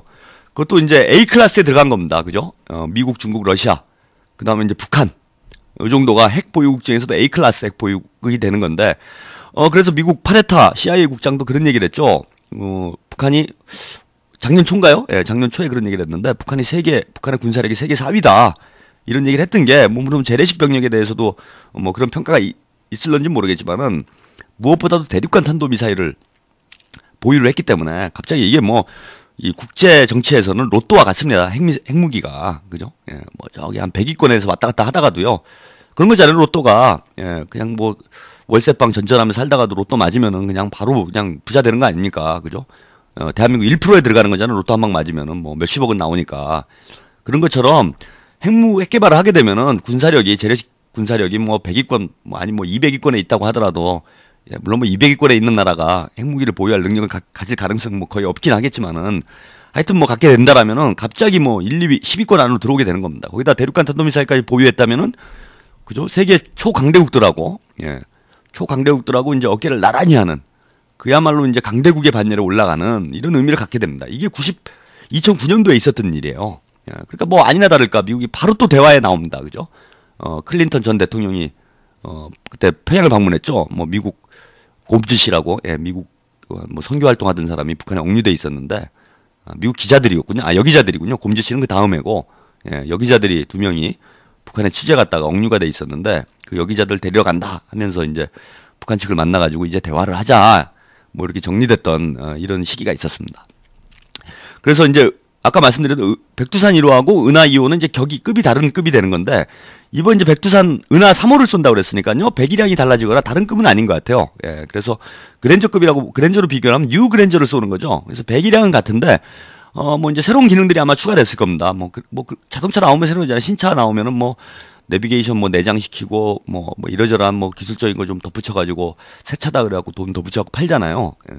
그래서 아마 뭐 이런 첨단 기술들을 조금 더 보강한 아마 사정거리를 더 늘릴 필요가 없어요. 그죠? 지구상에서 1만 킬로 이상을 날아갈 이유가 없습니다. 그죠? 그러니까 뭐 지구가 둥그니까 그죠? 북한에서 이제 미국까지가 1만 킬로미터면 대략 지구를 반 바퀴 날아가는 겁니다. 이제 뭐 중국을 근데 북한이 공격하는데 한 바퀴를 돌아서 공격할 일은 없는 거잖아요. 그래서 1만 킬로미터 정도를 보유하게 되면은 그 이상 더 만들 이유가 없어요. 사거리를 낼 필요가 없습니다. 그래서 뭐 정밀도라든지 뭐 이런 것을 향상시키는 쪽으로 이제 주력을 하게 됩니다. 발사체의 속도랄지 아니면 이제 발사체에다가 실을 수 있는 그 무게, 탑재 중량을 늘린다든지 뭐 이런 쪽으로 기술 향상을 하기 때문에 발사체에 아마 그래서 이름이 바뀌지는 않는 것 같아요. 새형의 이제 발사체를 쏘는 것 같지는 않고 좀 더 이제 신형 옵션이 붙은 이런 발사체로 이번에 광명성 4호를 쏘게 되는 것 아닌가. 그리고 은하 2호 때는 이제 그 시험 위성이었기 때문에 아무래도 무게가 작습니다. 근데 실용 위성을 쏘게 되면 이제 무게가 커지죠. 탄두 무게가 커지기 때문에 발사체의 여러 가지 성능 향상이 아마 동반이 돼야 되지 않을까. 뭐 그런 차원에서 새로운 신형의 뭐 사거리를 늘린다거나 발사체의 형태가 바뀌는 이런 발사체를 새로 지금 개발하지는 않는 것 같고요. 지금 원래 2009년도에 쐈던 발사체를 좀 향상시킨 은하 3호에 실용위성을 탑재해서 지금 발사를 하는 쪽으로 이렇게 발표를 한 것 같습니다. 근데 흥미로운 점은 아까도 말씀드렸다시피 앞에 두 차례는 보면은 북미 대화가 안 되는 시기였다라는 거예요. 북미 간에 아주 극단의 긴장이 조성되고 전쟁 위기까지 치닫던 이런 정세에서 북한이 어떤 대화의 지렛대로서 인공위성 발사나 핵실험을 이렇게 추진을 했는데 지금은 이제 말씀드렸다시피 2월 29일 날 북미 간의 합의가 타결이 되고 3월 달에 지금 연이어서 북미 대화가 지금 순조롭게 이어지고 있는 형국에 북한이 인공위성 발사를 발표했다라는 점 매우 주목할 만합니다. 그리고 또 한 가지 흥미로운 점은 뭐냐면은 2월 29일 합의가 타결됐을 때 북한이 핵실험과 미사일 발사를 유예하기로 했어요. 그래서 대화가 진전되는 동안 핵실험과 미사일 발사를 유예하겠다라고 미국과 합의를 했습니다. 이게 이제 미국과 북한의 인식 차이가 발생한 지점이라고 보는데요. 미국 쪽에서는 아마 미사일에 인공위성까지 포함한다라고 인식을 했던 것 같고, 북한 쪽에서는 인공위성은 인공위성이고 미사일은 미사일이다 이런 인식을 했던 것으로 보입니다. 물론 뭐 엄밀하게 따지면 북한 측 주장이 맞아요. 그죠? 인공위성이고 그걸 우주 개발하는 거하고 탄도미사일, 다른 나라를 공격하고 위협하는 이런 미사일 시험을 하는 거하고는 분명히 차이가 있습니다. 근데 이제 과거의 전례를 보면은 미국 쪽 입장에서 보면은 그 두 가지를 동일시해 왔다라는 거예요. 예. 그런 면에서 과연 그 당시 합의 내용이 과연 뭐였는지, 미국에서 인공위성 발사까지 포함해서 미사일 유예로 합의를 한 건지, 아니면은 인공위성은 양해를 해주고, 아니 미사일 발사만 하지 않는 것으로 한 것인지, 이거 상당히 주목되는 지점이라고 봅니다. 예. 만약에 이걸 명확히 안 한 상태에서 합의를 했다라면은 미국 쪽 외교가들이 이거 다들 그죠? 다 모가지감이죠. 다 외교 뭐 무슨 머저리라고 봐야 됩니다.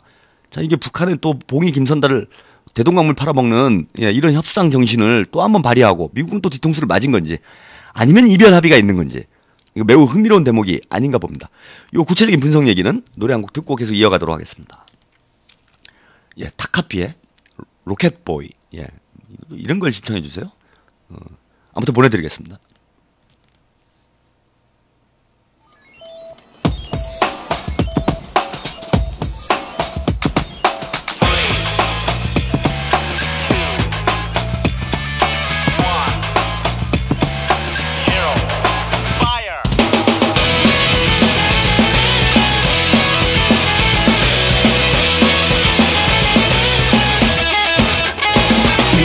로켓을 타고 구름을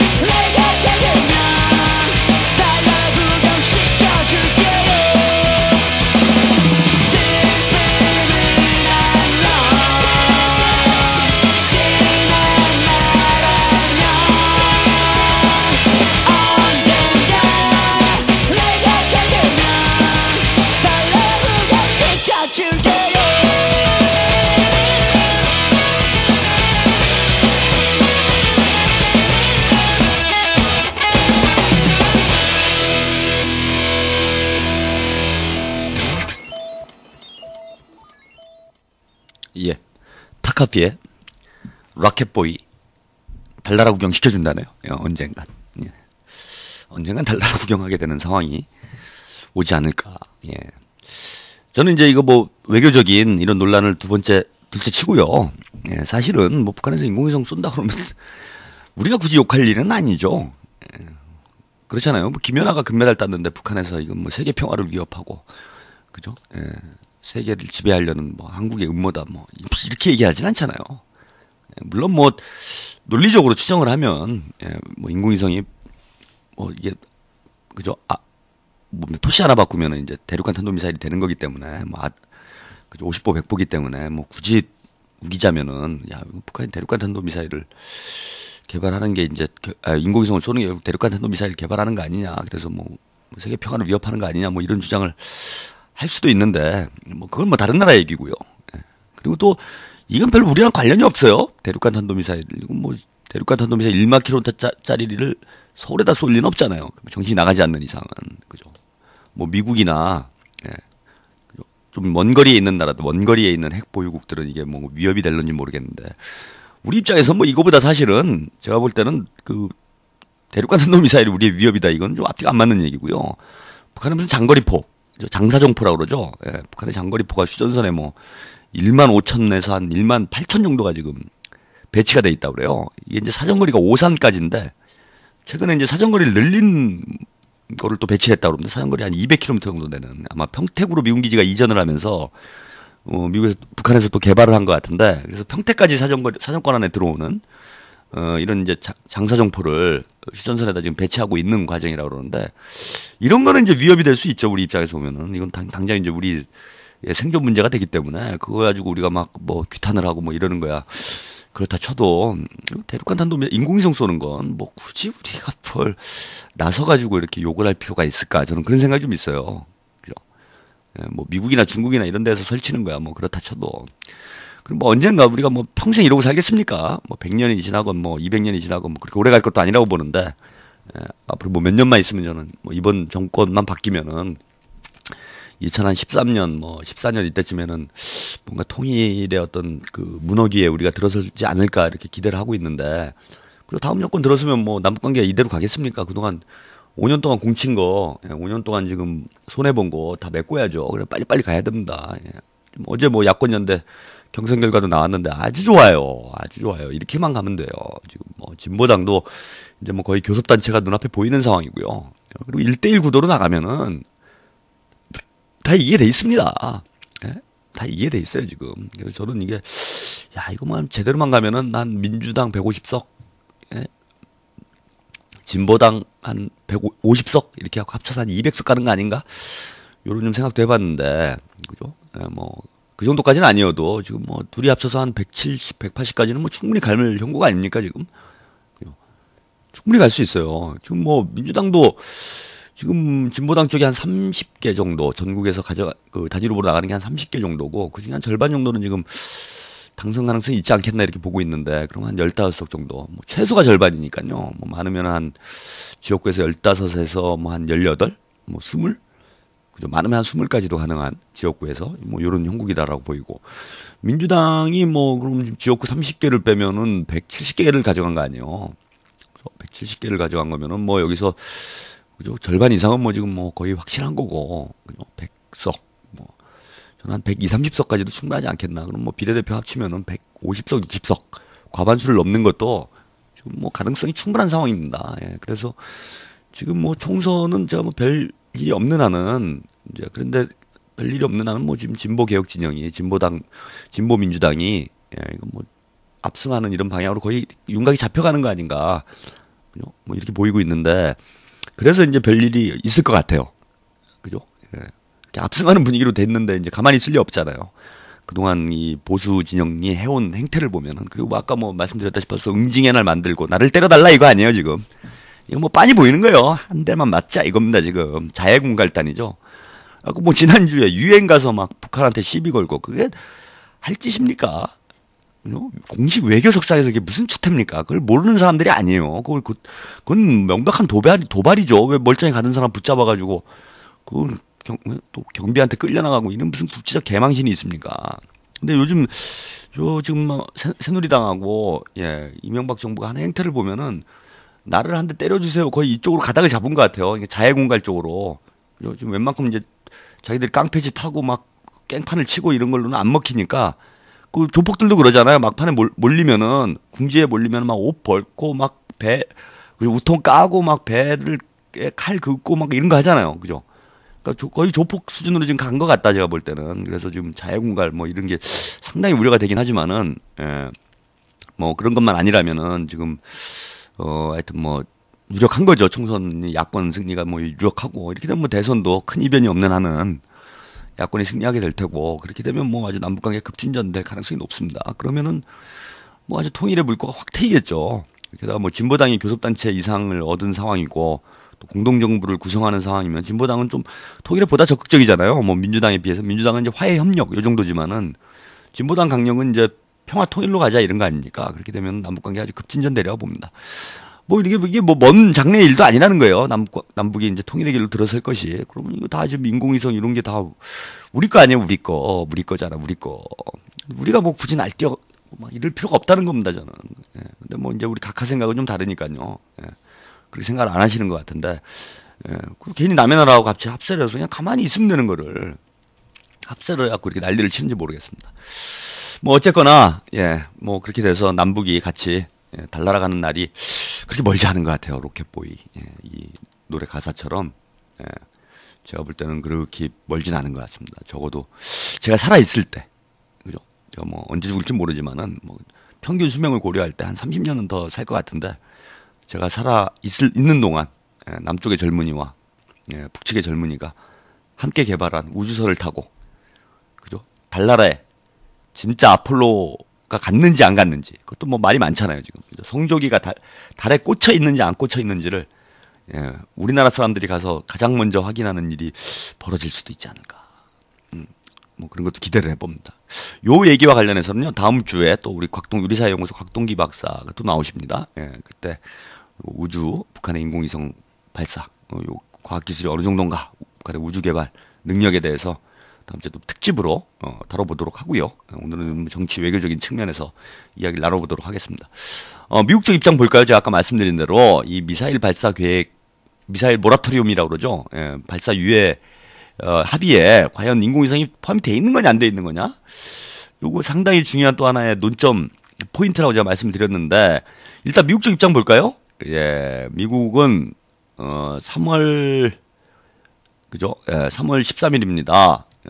성명서를 발표했는데요. 예, 빅토리아 롤란드 국무부 대변인이 성명서를 발표했는데 북한의 미사일 발사 계획은 국제 의무를 직접 위반한 것으로 매우 도발적이다. 이렇게 발표했네요.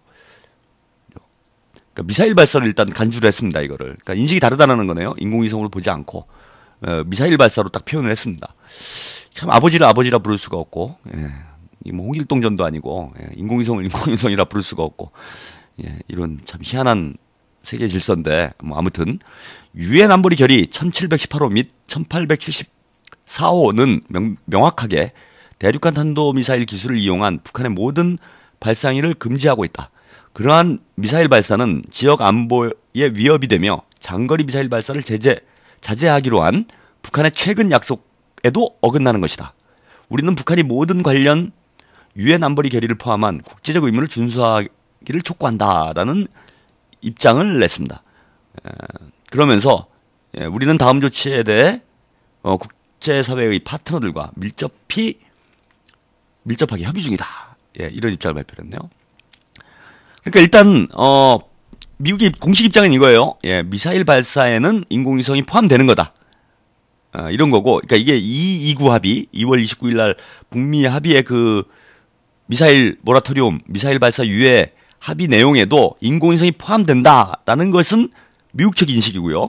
예, 두 번째, 북한 측 인식을 한번 보죠. 북한이 이 문제와 관련해서 공식 입장이 몇 가지가 나오고 있는데요.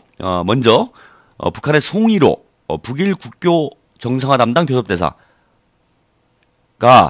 지금 아마 북일 국교 정상화 회담이 진행이 지금 되고 있는 걸로 알려지고 있는데요. 울란바토르를 해서 기자들을 만나서 이렇게 얘기를 했다고 합니다. 어느 나라에도 우주의 평화적 이용 권리가 있다. 예. 2월 북미 합의의 내용인 장거리 탄도미사일 발사 시험 일시 중단에는 저촉되지 않는다라는 입장을 밝혔다라고 합니다. 그러니까 북한 측 입장은 일단 좀 다른 거죠. 그러니까 미사일은 미사일이고 인공위성은 인공위성이다. 이런 입장을 발표를 했습니다. 그리고 오늘이죠. 오늘 조선중앙통신이 논평을 발표했는데요. 예, 이런 입장을 발표했습니다. 우리가 쏘아 올리게 될 광명성 3호는 평화적인 우주 개발과 이용 정책에 따라 우리 과학자 기술자들이 나라의 경제 발전에 필수적인 실용 위설들을 개발 이용하기 위해 진행한 과학 연구사의 고귀한 결정체다. 미국, 일본, 남조선을 비롯한 적대 세력들이 미사일 발사라느니 조선반도와 동북아 평화와 안정을 위협하는 중대한 도발이라느니 유엔 안전보장이사의 결의 위반으로 된다느니 뭐니 하는 망발을 제치고 있다. 이것은 반공화국 압살 정책의 전형적인 발로다. 예, 이렇게 지금 주장을 하고 있습니다. 우리는 앞서 2차례에 걸쳐 진행한 위성 발사 시에도 해당한 국제규정 및 관례를 원만히 지켰고 이번 실용위성 발사와 관련하여 우리는 국제규정과 절차에 따라 해당 국제기구에 필요한 자료들을 통보하였으며 다른 나라 전문가들과 기자들을 발사 현장에 초청하려는 의사도 피력하였다. 이건 이제 어저께였죠. 어저께 북한 측에서 미사일 발사를 하게 되면은 기자들하고 이런 전문가들을 초청해가지고 참관을 할 수 있도록 하겠다. 요런 입장을 밝힌 바 있습니다. 그와 관련해서 다시 확인을 했고요. 지구 관측위성 광명성 3호를 발사하기 위한 준비 사업의 일환으로 우리나라 해당 기관들에서는 국제 규정과 절차에 따라 국제민용항공기구와 국제해사기구, 국제전기통신동맹 등에 필요한 자료를 통보했다. 조선우주공간기술위원회는 다른 나라의 권위 있는 우주과학기술부문 전문가들과 기자들을 초청하여 서해 위성발사장과 위성관제종합지휘소 등을 참관시키고 지구관측위성 광명성 3호의 발사 실황을 보여주게 될 것이다. 이번에 아예 공개를 하겠다라는 겁니다. 그래서 아주 100% 우리는 인공위성을 쏜 것이다라는 거를 그죠 확인을 시켜주겠다. 이렇게 지금 입장을 밝히고 있습니다. 그래서 이런 입장을 볼 때는 두 가지 입장을 보면은 북한은 이구 합의에 이게 지금 전혀 저촉되지 않는다. 인공위성과 미사일은 지금 별개다. 이런 입장을 지금 공식적으로 지금 천명을 하고 있어요. 그러면은 이거 참 좀 일단 공개 입장을 봅시다. 미국은 인공위성이 포함이 된다라는 거고, 북한은 이제 포함이 안 된다는 건데, 그러면은 그죠? 둘 중에 하나예요. 둘 중에 하나입니다. 원래 애초에 합의 내용에 인공위성과 미사일을 구분한 내용이 있었든지, 그죠? 그래서 이제 미국 측이 거짓말 하는 거죠. 인공위성은 양해를 해주고, 미사일 발사만 하지 말아 다오.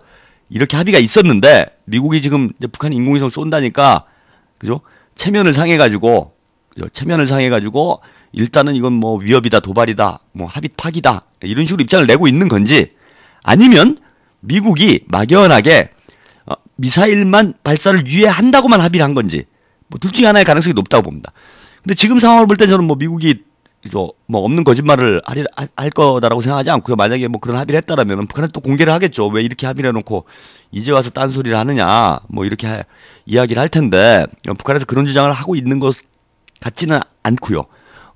그러면은 아마도 후자로 지금 합의를 할 가능성이 높았다. 미사일 발사를 유예한다라는 합의를 해놨는데 북한은 액면 그대로 미사일로만 해석을 한 거고요. 미국은 인공위성이 포함된다라고 해석을 한 겁니다. 그럼 일단 인공위성 발사가 위협이 되는지 마는지는 두 번째 문제로 놓고 미국에 이제 그 당시 그 협상을 했던 사람들, 그죠? 제가 알기로는 이름을 제가 까먹었네요. 대북 특사였죠. 이름이 미국의 대북 특사, 대북 정책 특사였습니다. 그죠? 제가 지금 미국의 대북 정책 특사가 이름을 얘기해야 될 것 같아서 이 사람 이름이 없네요. 지금 이름 제가 못 찾고 있습니다. 데이비스, 그죠? 데이비스 특별 대표죠. 제가 요거 잠시만 더 확인해 보겠습니다. 이 사람 지금 큰 실수를 해가지고 요거 정확히 짚고 넘어야 돼요. 요거를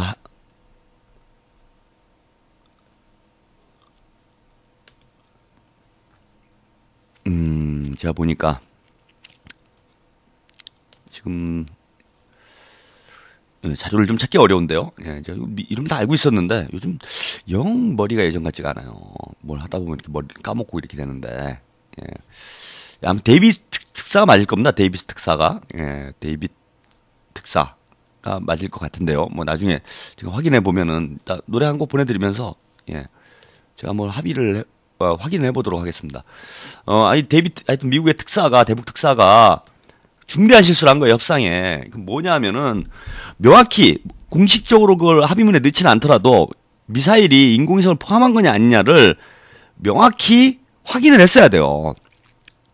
그 상식인 거죠. 상식인 거고 가장 중요한 문제였는데 또 북한이 또 그래 왔잖아요. 여태까지 미사일을 쏠 때는 장거리 미사일을 발사 시험을 했던 건 딱 한 번입니다. 2006년도죠. 2006년도 7월 달에 미국한테 전혀 뭐 아무런 언질도 없이 장거리 미사일을 포함해서 뭐 수십 기의 미사일 발사 시험을 했던 적이 있습니다. 7월 달에 그것도 공교롭게 미국의 독립기념일 날 북한에서 장거리 미사일 실험을 했는데 그때를 제외하고는 미사일 시험을 따로 하지 않고 인공위성 발사의 형태를 띄워왔다는 거예요.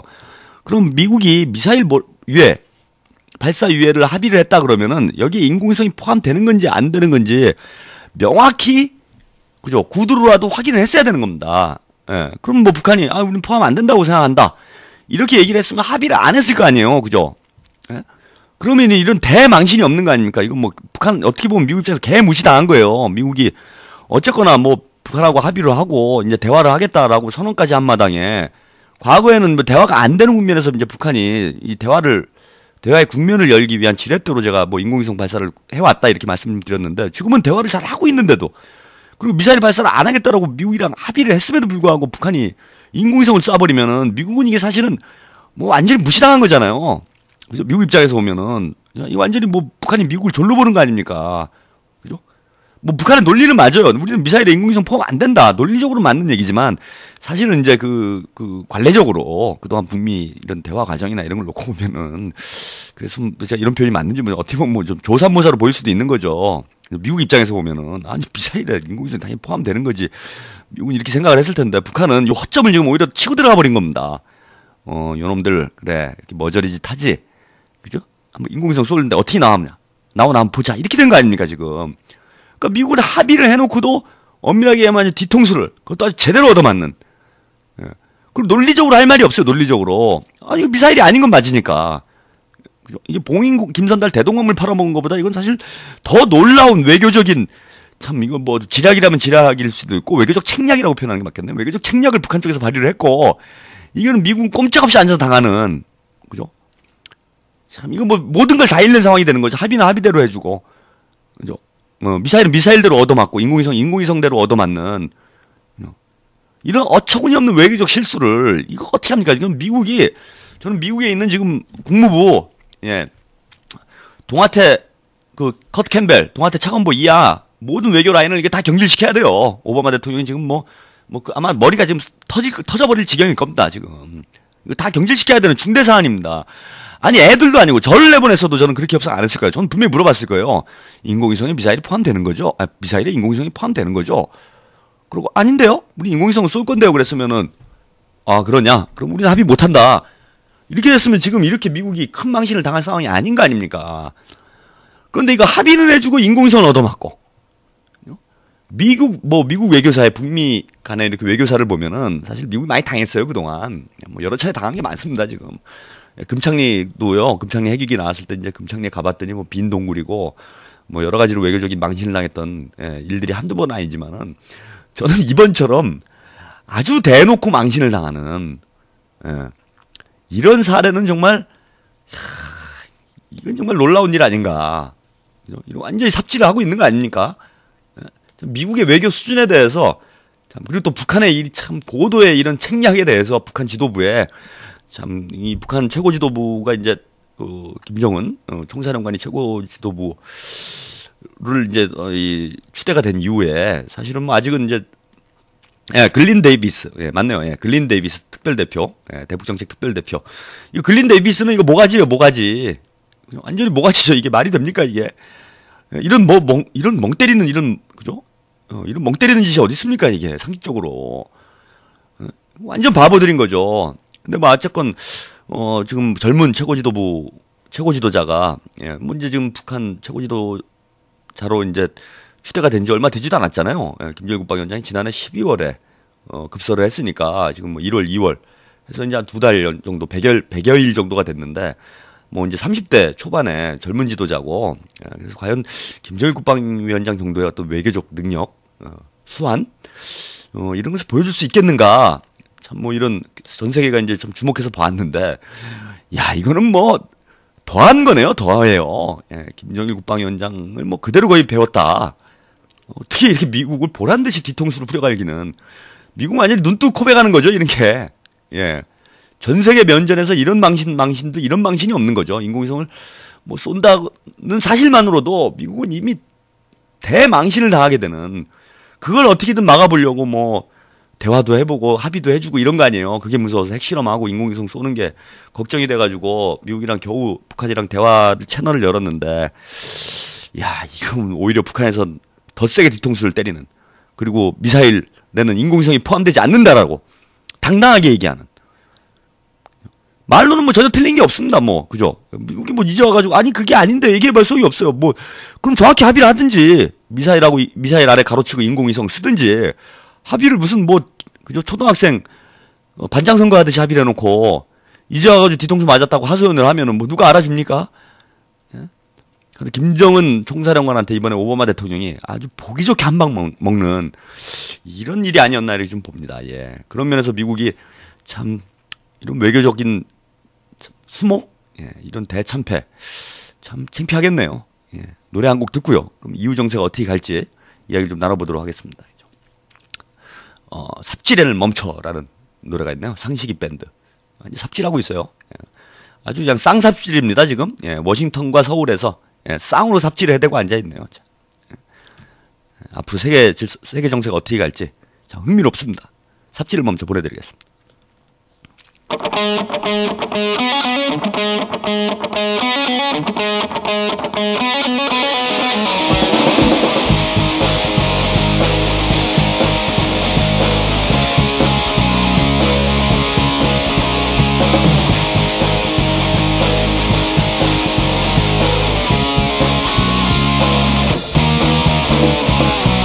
예로부터 삼천리 금수 강산이라 산 좋고 물 좋기로 유명한 한반도에 크나큰 아픔이 있어 남북이 60년째 갈라져 살아왔는데 이 이야기는 다음번에 하도록 하고 오늘의 이야기의 주인공은 누구냐? 그 남쪽 나라의 수장미 휘하 장수들이라. 하나부터 열까지 있는 속을 뒤집더니만 흰자는 멀쩡한 바닥도 뒤집는구나. 슬금슬금 삽질하네. 슬금슬금 삽질하네. 슬금슬금 삽질하네. 슬금슬금 삽질하네. 슬금슬금 삽질하네. 슬금슬금 삽질하네. 슬금슬금 삽질하네. 슬금슬금 삽질을 멈춰.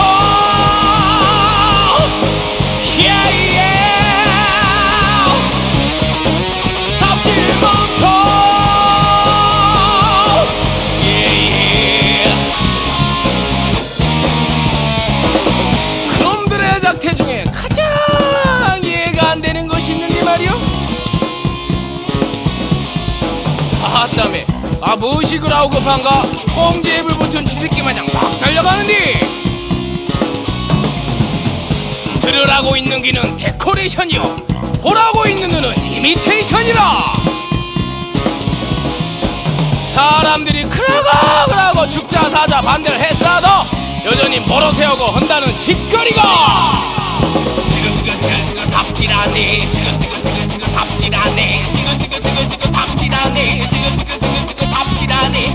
슬금슬금 삽질하네. 슬금슬금 삽질하네. 슬금슬금 삽질하네. 슬금슬금 삽질을 멈춰. Stop the bleeding. 삽질 멈춰. Stop the envy. 흐르는 강을 그대로 두어라.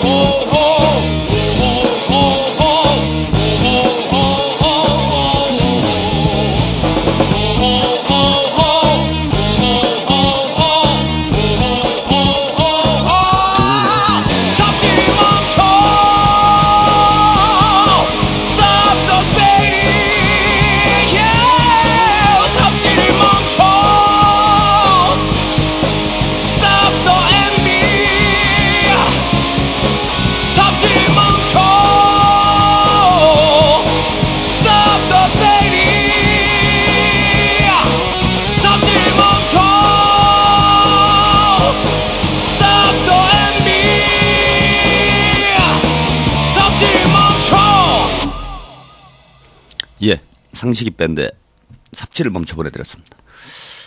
삽질. 예. 박지원 의원은 뭐 아무래도 걱정이 돼서 그러시는 것 같아요. 예, 북미 합의 파기라고 얘기를 하고 있는데 아무래도 좀 선거를 앞두고 예, 북미 관계나 남북 관계가 경색이 될 경우에 예, 좀 지금 다 이긴 판이라고 그랬잖아요. 예, 근데 이게 또 뭔가 폭풍이 돼가지고 큰 문제가 되지 않을까 뭐 이런 우려를 가지고 얘기를 하고 있는데 그나마 공식적으로 이렇게 얘기할 수밖에 없는 입장에 있다고 보고요. 예, 지금 뭐 야당의 입장에서 예, 북한 문제와 관련해서 합리적인 입장을 내기가 참 어려운 형국입니다. 예, 어려운 형국이니까 예, 뭐 발사를 취소해야 된다 이런 입장을 좀 낸 걸로 알고 있는데 저는 뭐 이게 정당한 입장은 아닌 것 같아요. 그죠? 또 하나 좀 보니까요. 중국 쪽에서도 중국 그 외교부 홈페이지에 올라온 자료를 보니까 예, 6일 지난 16일 장지진 예, 참 중국 이름 어려워요. 장지진 예, 외교부 상무부부장이 지재룡 주중 북한 대사를 만나서 중조 관계와 한반도 정세에 솔직한 의견을 교환하고 북한의 4월 중순 위성 발사 계획에 우려와 관심을 전했다. 이런 그 자료가 좀 보도가 돼 있습니다. 장 부부장은요, 중국은 북한의 계획과 그에 따른 국제사회 반응에 주의하고 있으며 한반도와 동북아 평화 안정을 유지하는 것은 각국의 공동 책임이고 공동이익에 부합하는 것으로 믿는다고 말했고요. 예, 우리는 중국이죠. 예, 유관 각국이 냉정과 자제를 유지해 보다 복잡한 상황으로 가는 걸 막기를 진심으로 바란다. 이런 입장을 밝혔습니다. 그 아까 뭐 그저 발칙한 청취자님도 이런 얘기를 했는데 뭐 북한의 어떤 외교 미국과 중국 사이에서 북한이 외교를 잘한다. 뭐 이런 글을 남겨주셨는데 그 요즘 뭐 그런 얘기들이 있어요. 뭐냐면 이제 뭐 북한이 중국에 흡수된다. 뭐 그런 뭐 보수 정도 막 그런 주장을 하고요. 뭐 이른바 진보 진영 쪽에서도 그런 주장을 하시는 분들이 있어요. 뭐 어째 좀 뭐 북중 관계가 많이 밀착이 되고 있고 경제 협력이 이제 늘어나다 보니까 이 중국하고 이제 교류가 확대되고 이런 거를 뭐 좀 과대해서 이렇게 보시는 분들이 있는 것 같은데 이거 지금 이 상황도 보세요. 중대한 어떤 외교적 발표였고 이 동북아 정세 물론 세계 정세 전체를 그 흔들어 놓을 만한 이런 이슈인데 이런 이슈와 관련해 중국에 지금 사전 통보를 안 했다라는 게 확인이 돼요. 그죠? 뭐 사전 통보를 했거나 사전 협의를 했다라면은 중국 쪽에서 이제 저런 식으로 입장을 내지를 않았겠죠. 입장을 내지는 않았을 텐데 선발표, 그죠? 후협의 뭐 이런 쪽으로 지금 중국하고도 관계를 가져갑니다. 그죠? 그러니까 북한이 인공위성 발사한다라는 거는 북한 사람들 아니면 아무도 모르는 거예요. 북한 사람들 아니면 아무도 모르는 겁니다. 중국, 뭐 러시아, 미국, 일본은 말할 것도 없고, 그죠? 동맹국이건, 예, 적대국이건 간에 북한은 뭐 자기식으로 간다 이런 겁니다. 그래서 뭐 중국 쪽에서도 지금 보면은 뭐 발사를 유예했으면 좋겠다. 뭐, 그죠? 예, 우려를 표했다. 이렇게 이제 뭐 발사를 하지 말아라 이런 정도는 아니었는데 어쨌건 뭐 우려를 표했다라는 게 안 쐈으면 좋겠다. 뭐 이런 아마 취지로 얘기를 한 것 같은데 뭐 그런다고 북한이 뭐, 그죠? 안 할 뭐 이런 나라가 아니라는 겁니다. 오늘 조선신보 보니까요. 이제 제일 총련 기관지죠. 예, 제일 총련 기관지 뭐 사실상 이제 북한의 그 뭐라고 그래야 됩니까? 이제 서방 진영에 있는 북한의 입이다. 뭐 이렇게 얘기해도 괜찮을 것 같은데 뭐 북한의 반공식 입장이다라고 보면 됩니다. 예, 조선신보가 17일자로 보도를 한 백돌 태양절에 즈음한 실용위성 발사라는 제목의 기사를 보면요. 이런 얘기를 하고 있어요. 예, 강성국가 건설 시간표에 따르는 2009년 4월 위성 발사는 전쟁을 각오해서라도 보장해야 될 계획이었다. 이런 이제 과거 2009년도 얘기를 하고 하면서요. 예, 실용 위성 발사는 이미 3년 전인 2009년 4월 광명성 2호가 발사된 시점에 이미 벌써 예고된 것이었다. 저도 정확히 기억은 안 나는데요. 예, 북한이 이제 그때 계획을 언제 발사한다 이런 정도는 아니었는데 앞으로 실용위성을 발사할 거다 이런 입장을 2009년도 광명성 2호 쏘면서 발표한 적이 있습니다. 예, 아마 그걸 의미하는 것 같아요. 그래서 이미 예고된 거였다. 그래서 강성대국의 대문을 열어 제낀다라는 조선의 2012년 구상은 기존의 시간표대로 어김없이 실천되고 있다. 예. 그래서 이번 대변인 담화 북한 측 발표가 광명성 3호를 발사하는 목적을 뭐 북한의 그 내부 결속력이나 혹은 대미 협상 카드로 보는 것은 철저히 빗나간 견해고 아전 인수의 논리다. 이거 뭐 저도 아까 좀 그런 주장을 좀 한 거죠. 이제 대미 협상 카드가 아니에요. 왜냐면 협상이 되고 있었잖아. 과거에는 이제 협상이 안 되니까 협상이 지렛대로서 인공위성 발사나 핵실험을 한 건데, 예, 지금은 협상 카드로 쓴 의미가 없는 겁니다. 그죠? 협상이 잘 되고 있는데 협상을 깨는 거죠. 역으로 얘기하면 협상을 깨는 카드인 거죠, 이거는. 근데 북한이 왜 협상을 깨려고 하는지, 예, 뭐, 그럴 이유가 없잖아요. 그럼 그 협상을 깨고 싶었으면 그 전에 이미 협상을 하지 않았겠죠. 그래서, 여기 조선신보에서 지금 분석하는 건 무슨 얘기냐 하면은, 협상과 무관하게 원래 자기들이 하려는 걸 하는 거다. 근데 그걸 가지고 시비를 하면 안 되지 않느냐, 이런 주장을 하면서 뭐라고 그랬냐, 설사 미국이 반대한다고 해도 광명성 3으로 쏘아 올리는 계획은 변경되지 않을 것이다. 이렇게 되어 있습니다. 그죠? 예. 그래서 이제 어떻게든 쏠 거고, 그죠? 필연적인 이건 흐름이다. 라는 게 지금 북한 측의, 입장이라고 봅니다. 그래서, 북한의 입장은, 그죠? 예, 이익우 합의도 존중을 하고, 4월에 인공위성도 쏴야 되겠다. 우린 두 개 다 해야 되겠다. 강성대국도 하고, 평화협정도 체결해야 되겠다. 이게 두 개 다 우리 입장이니까, 뭐 둘 중에 하나를 선택하도록 하지 말아라. 이런 취지의 지금 보도가 나오고 있습니다. 그죠? 자, 이것만 놓고 보면은, 지금 이제 북한이 인공위성을 쏘는 목적 자체를 확인할 수 있죠. 예, 뭐, 미국하고 협상, 북미 관계, 남북 관계, 이런 걸 전혀 고려한 게 아니고, 예, 우리는 우리식으로 가겠다. 우리식으로 강대국이 되겠다. 강성대국이 되겠다. 북한식 표현을 하면은, 미국이 협상을 해주면 좋고, 안 해줘도 그만이다. 라는 게 확인이 된다라는 겁니다. 예, 이게 미국 입장에서 상당히 중요한 문제라고 보는데요. 뭐냐 하면은, 그동안은 이제 북한이 인공위성이나, 그러니까 탄도미사일 개발이나 핵실험이 미국과 협상을 위한 협상 카드, 이만 대미 협상용이었다라는 게 일반적 관측이고 분석이었습니다. 그리고 그게 뭐 일정에선 맞다고 봐요. 저도 그 예전에 책을 썼을 때 그렇게 주장을 했어요. 그러니까 뭐냐, 북한이 핵무기나 미사일을 개발하는 이유는 미국이 이제 한반도가 정전 체제고 미국이 한반도에다 핵무기를 갖다 놓고 주한 미군으로 이제 북한 자꾸 위협하니까 북한이 안보 문제를 해결하기 위해서, 즉 핵무기를 개발해서 미국을 협상 테이블로 끌어내기 위해서 핵 개발을 협상 카드로 쓰는 것이다. 예, 그래서 북한이 핵무기를 개발하려는 게 주목적이 아니다. 탄도미사일을 개발하려는 게 주목적이 아니라 탄도미사일을 개발할지도 모른다라는 의혹을 계속 갖도록 함으로써 미국을 협상 테이블에 끌어내고, 자, 그럼으로써 북한은 핵무기와 탄도미사일을 더 이상 개발하지 않는 대신 미국에서는 평화를 보장해주는, 이런 쌍방 간의 거래라기 표현 좀 그런가? 하여튼 교환. 예. 낫 교환을 하는 게 북한의 외교 전략 아니겠는가? 예. 라는, 저도 입장 가지고 있었고 분석을 해왔어요, 그렇게. 그런데 2006년경을 넘어서면서부터 북한의 입장이 현저하게 변하게 됩니다. 그럼 뭐냐 하면은 2006년에 핵실험을 해버렸어요. 그리고 아까 말씀드린 대로 2006년 7월달 장거리 미사일을 쐈습니다. 그리고 2009년도죠. 인공위성을 또 쐈어요. 또 핵실험을 했습니다.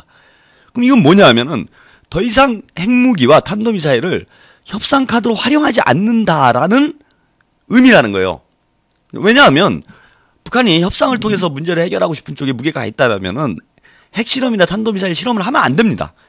할 수도 있다라는 암시를 끊임없이 줌으로써 미국을 협상 테이블로 끌어내는 방향으로 협상 전략을 구사하는 게 맞는 거죠. 그런데 핵실험이랑 탄도미사일을 해버리면은, 쏴버리면은, 미국에서는 매력이 떨어져요. 협상에서 얻을 게 없습니다, 지금. 지금도 사실 협상에서 별로 얻을 게 없는 거예요. 그냥 미사일 발사를 유예한다, 뭐 이 정도 빼놓고는. 북한이 이미 만들어 온 핵무기를 폐기할 리도 없고, 이미 만들어 온 대륙간 탄도미사일을 폐기할 가능성도 별로 없는 거 아닙니까? 그런 입장에서 보면 미국의 협상에 대한 미국의 매력, 그죠? 예, 미국 입장에서는 별로 협상이 이제부터 별 매력이 없는 거죠. 그러면서 오바마 행정부도 전략적 인내라는 쪽으로, 그죠? 전략적 인내로 그 외교 전략을 바꾼 겁니다. 그냥 어차피 북한이 핵무기, 미사일 다 가지고 있는데 협상해봐야 우리가 얻는 게 없지 않냐. 전략적 인내. 그냥 기다려보자. 예. 이런 쪽으로 입장을 바꿨었는데, 지금 그 견디지 못하고 재작년이죠. 재작년에 연평도에서 포격전이 벌어지고, 뭐 그야말로 일촉즉발의 상황까지 가면서 이제 전쟁이 터지냐 마냐, 이런 상황까지 와버렸기 때문에 미국이 어쩔 수 없이 뭐 협상 테이블에 나왔다라고 봅니다, 저는. 예, 협상 테이블에 나와서.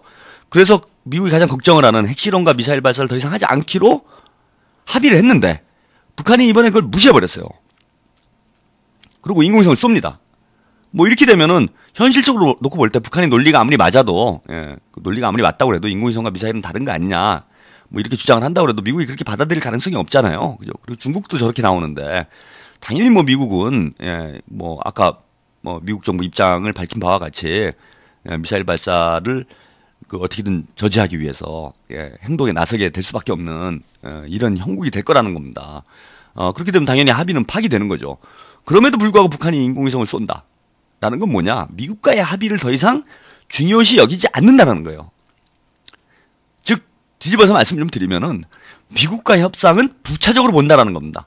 미국과 협상하지 않겠다는 뜻이 아니라고 봐요. 뭐 아까 조선신보에서 뭐 보도했던 내용을 제가 소개를 해드렸지만 그와 마찬가지로 뭐 북한 측에서는 두 가지를 다 하겠다. 우리는 강성대국 인공위성도 쏘고 그죠? 강성대국 우리 힘으로 하겠다. 그러니까 자기식으로 갈 건 가고 미국이 협상을 해주면 협상도 하겠다. 그런데 협상이 과거에는 과거 90년대와 2000년대 초반까지만 하더라도 과거에는 협상이 주선이고 그죠? 협상이 주선이고 뭐 자체로 하는 거는 뭐 계속 진행을 해왔다라면 지금은 협상을 보조적으로 본다라는 거예요. 협상을 하도 좋고 안 하면 그만이다. 미국과의 협상에 더 이상 매달리지 않겠다라는 의사 표현으로 봐야 된다. 요게 지금 중대한 변화라고 봅니다. 저는 중대한 변화. 이번 인공위성 발사 발표가 가지고 있는 외교적 의미, 뭐 이게 뭐 군사적이거나 그죠? 무슨 뭡니까? 과학기술적인 경제적인 의미는 이제 두 번째 문제로 하고 과학기술적 경제적 의미에 대해서는 다음 주 방송 때 집중해보 분석을 해드리도록 하겠습니다. 오늘은 외교적 정치적 의미만 좀 살펴보는 건데요. 뭐 군사적인 부분도 좀 포함이 되겠죠. 외교적 정치적인 의미에서 가장 핵심적으로 이게 시사하는 말은 뭐냐면은 더 이상 북한이 미국과의 협상에 연연하지 않는다. 협상은 해도 좋고 하면 좋고 해도 좋은 건 아니죠. 하면 좋고 안 해도 그만이다. 뭐 이런 뜻으로 우리가 이해할 수 있는 것 아닌가 이렇게 좀 봅니다. 그러면 이것도 중요한 문제인데요. 북한이 강성대국의 대문을 열겠다. 이게 뭐 우주선 쏘고 군사력만 강하면은 그게 강성대국이라고 주장하는 게 아니잖아요. 북한이 강성대국의 대문을 여는데서 가장 또 중요한 요소로 하나 보는 것이 조국 통일의 대문을 열어야 된다. 뭐 이런 주장을 하고 있습니다. 그런 차원에서 보면은 남북 관계를 개선하고 북미 관계를 개선하는 것도 강성대국의 문을 여는데 매우 중요한 요소로 인식을 하고 있다라는 건데 지금 아까 말씀드린 대로 미국과의 협상을 주되게 보지 않는다. 혹은 미국과의 협상을 개의치 않는다. 보조적으로 생각한다. 이렇게 보면은 지금 당장 인공위성을 쏘게 되면은 미국과 협상이 진행될 가능성이 현저히 떨어진 거죠. 뭐 적어도 냉각기가 꽤 오랫동안 지속될 수밖에 없습니다. 그냥 놔둔다면. 이 상황을 그냥 놔둔다면 뭐 오래 지속될 수밖에 없고 그럼 올해 뭐 대문을 열기로 했는데 북미 관계나 남북 관계 뭐 남북 관계는 뭐 이미 뭐 파국 상태에 와 있기 때문에 뭐 그건 얘기할 바도 아니고요. 북미 관계도 나아질 가능성이 없는 거고 평화협정을 협상에 의한 방법으로 평화협정을 맺는다라는 건 포기하는 상황이 된다라는 거예요. 적어도 단기간에는 뭐 지금 4월 달에 발사를 하게 되면은 뭐 적어도 5월 6월에는 북미 관계가 냉각될 수밖에 없죠. 냉각될 수밖에 없고 그렇게 되면은 바로 미국이 11월 달에 대통령 선거가 있습니다. 그러면은 8월 이제 7월 8월 국면으로 들어가면 선거 국면에 들어가게 되는데 선거 국면에서 뭐 미국이 북한하고 평화협정을 체결한다. 이거는 뭐 거의 어려운 문제라고 봐야 된다는 거예요. 어려운 문제라고. 그럼에도 불구하고 북한이 인공위성을 쏘면서 북미 관계에 냉각 국면을 만든다. 이거는 이제 북미 간 평화협정을 올해 안에 진전시킨다. 이거는 포기하지 않고서야 이렇게 행보를 할 수가 없다라는 거죠. 근데 문제는 아까 조선신보 보도 내용도 보시면 포기하지 않았다라는 겁니다. 문제는 포기하지 않았다. 포기하지 않았다라는 겁니다. 이거는 아주 중요한 저는 의미가 내포되어 있다고 보는데요. 하나는 뭐냐면은 북한이 그죠 인공위성을 쏘더라도 미국과의 협상의 모멘텀을 계속 유지할 수 있는 뭔가 제3의 방도가 있다. 방법이 있다. 지렛대가 있다. 이런 걸 암시하거나 아니면 협상에 의한 방법으로 평화협정을 체결하지 않을 것이다. 라는 점을 암시한다는 거예요. 저는 뭐 전제가 더 가깝다고 봅니다. 그죠. 후자의 경우는 뭐 그건 곧 전쟁을 의미하는 거기 때문에.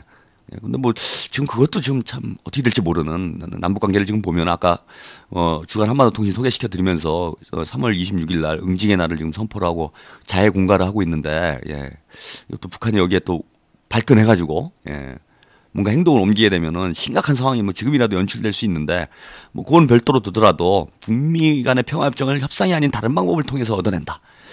이건 뭐 곧 전쟁을 의미하는 거죠. 뭐 그렇게 가리라고 생각되지는 않습니다. 그렇게 가리라고 생각되지는 않지만 그래서 후자의 경우는 좀 약하다라고 보고요. 그럼 이제 전자의 가능성이 지금 상당히 높은 거죠. 전자의 가능성이 뭐냐? 인공위성을 쏘더라도 미국과의 협상을 계속 유지할 수 있다. 그런 자신감의 표현이다라고밖에 분석이 안 된다는 겁니다. 물론 그 방법을 지금 제가 뭐 유추할 방법이 없어요. 어떻게 과연 그게 유지될 것인가. 그동안은 이제 오히려 인공위성이나 핵이 최후의 수단으로서 미국을 협상으로 끌어내기 위한 최후의 수단으로 활용을 해온 건데, 이제는 이것 이상의 무언가가 있어야 된다는 거예요. 예. 그 이상이 무엇인지를 뭐 제가 그걸 알고 있다라면은 뭐 지금 여기서 이 방송하고 있지 않겠죠. 뭐 더 아주 중요한 데 가서 뭐 그죠? 일을 하고 있을 텐데 뭐 제가 알 방법이 없습니다. 근데 이제 논리적으로 지금 북한의 논리를 분석을 해보면은 우리는 인공위성도 쏘면서 미국과의 협상을 유지할 방법이 있다. 그런 묘한 묘수를 가지고 있다. 그러니까 걱정 없다. 이후 합의는 지속될 거다. 라는 어떤 자신감의 표현 아닌가. 그리고 그 열쇠는 그죠? 그 묘수는 뭐 다른 사람 몰라도 김정은 총사령관은 알고 있겠죠. 그래서 앞으로 전 3, 4월 한반도 정세 지금 안 그래도 지금 전쟁 위기가 고조되고 있고 뭐 인공위성을 쏘게 되면은 뭐 미국 쪽에서 당연히 뭐 지금 뭐 일본하고 한국 쪽에서는 뭐 요격을 해야 된다 뭐 이런 소리들이 막 나오고 있는데 뭐 공식 입장은 아닙니다. 지금 우리 정부 입장은 뭐 이렇게 발표를 했죠.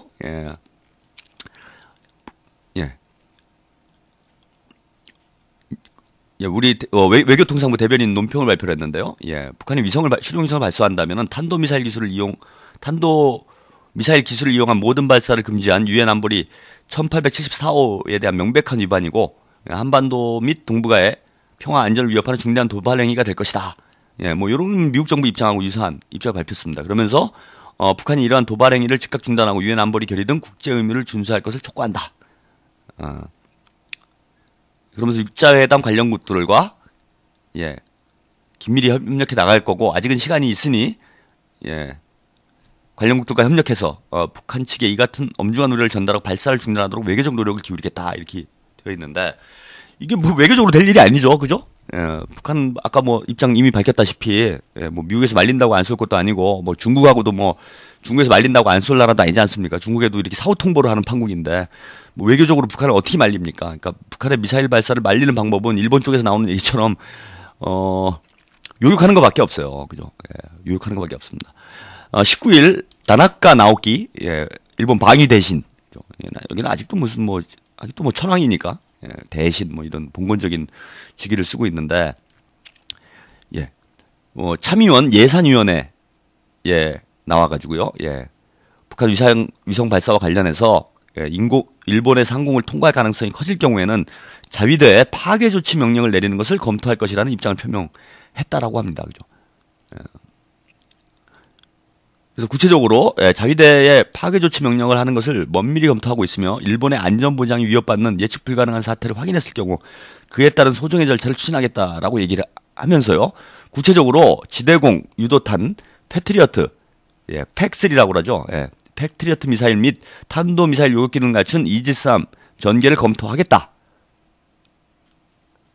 라고 입장을 밝혔습니다. 그러면서 발사가 실제로 이루어지는 사태는 아직 도달하지 않은 것으로 알고 있다. 관계 각국과 연대해서 긴밀히 정보를 확인해 판단하도록 하겠다라는 입장을 밝혔습니다. 자, 이거 일본 말이 맞는 거예요. 이거 뭐 말도 안 되는 소리지만은 뭐 인공위성을 쏘는데 요격하는 게 이거야말로 이제 도발이긴 한데 말도 안 되는 소리를 하고 있지만은 막을 방법이 외교적으로 지금 막을 수 있는 방법이 없잖아요. 북한이 쏘겠다면 쏘는 거지. 그럼 결국 군사적으로 막는 방법밖에 없다. 그럼 이제 요격 시도를 할 수밖에 없는, 그것 외에는 중단시킬 방법이 없는 거죠. 미국도 마찬가지입니다. 뭐 중단하라고 촉구를 했지만 촉구했다라고 북이 뭐 그 얘기를 콧등으로나 듣겠습니까? 뭐 그냥 쏘게 될 테고, 그럼 뭐 미국 입장에서 그야말로 뒤통수를 한번 맞고 이제 인공위성까지 성공을 하게 되면은 뭐 미국은 전 세계 면전에서 망신도 이런 망신이 없는 거죠. 그렇기 때문에 뭐 아마 요격 행동을 하려고 하게 될 겁니다. 지금 4월 12일부터 16일 사이에 북한이 쏘겠다 이렇게 돼 있으니까 아마 선거 끝나고가 유력해질 텐데 요격을 하려고 하면은 뭐 북한이 어떻게 하겠습니까? 북한 측 그 보도에 따르면은요, 2009년도 4월 달에 인공위성 쏠 때, 광명성 2호를 쏠 때도, 미국에서 요격하겠다고 나왔고, 그때 반타격 사령관, 그러니까 반격 부대죠. 반격 사령부를 이끌었던 사람이 김정은 총사령관이라는 거예요. 그래서 거의 실전 단계까지 접어들었다고 합니다. 출격 명령이 떨어지고, 북한의 이 전투 비행기들이 미국 전투 함정들을 요격하기 위해서, 격추하기 위해서 격추가 아니죠. 격침하기 위해서 출격을 했다라는 뭐 이런 뭐 언론 보도도 있었는데 지금 이거 매우 심각한 양상으로 갈 수밖에 없다 이제는. 그죠? 만약에 미국이 막겠다라고 생각을 한다면은 결국 한반도 3, 4월이 앞으로 뭐 지금부터 3월 26일부터죠. 예, 뭐 응징의 날에 일단 전초전이 될 수 있고요. 응징의 날부터 4월 16일까지 한반도의 심각한 위기 국면이 전개될 가능성이 매우 높아져 있고 이것이 자칫 전쟁으로 이어질 가능성 지금 뭐 저는 50% 이상이라고 봅니다. 그죠? 전쟁까지도 지금 가능성이 있는 것이 50%가 아닌가. 우리 국민들이 눈 똑바로 떠야 돼요. 근데 우리 각하는 지금 상황도 모르고 응징을 하겠다라고 지금 날뛰고 있는데 이거 못 말리면은 그죠? 정말 청와대가 불바다되고 서울이 불바다되는 끔찍한 사태가 벌어질 수도 있습니다. 정말 온 국민이 지금 이제 한반도 평화를 지키기 위해서 나서야 될 때가 아닌가 이렇게 봅니다. 이 인공위성과 관련되는 과학기술적 경제적 의미와 관련해서는요 다음 주 한반도 통신 시간에 곽동기 박사를 모시고 더 집중 해부를 해보도록 하고요. 앞으로 한반도 통신이 뭐 4월 중순까지는 계속 여러분들 집중해 주셔야 될 것 같아요. 이거 잘 들으셔야 됩니다. 어디서도 이런 분석과 보도가 나가지 않기 때문에 여러분들이 살기 위해서는 이게 뭐 전시 방송이라 생각하시고요. 일주일마다 요 상황이 종료될 때까지는 그 다음에는 뭘 하게 될지 모르겠어요. 아무튼 요 긴급한 상황이 종료될 때까지는 한반도 통신 계속 애청해 주시길 부탁드리면서 오늘 방송 마치도록 하겠습니다. 참 마지막으로요. 교토교향악단이 보내는 아리랑 한상곡 오늘 마지막에 보내드리기로 했죠. 보내드리도록 하겠습니다. 이 아리랑이 전쟁의 아리랑이 되지 않도록 기원하면서 아리랑 보내드리겠습니다. 다음 주에 뵙겠습니다. 감사합니다.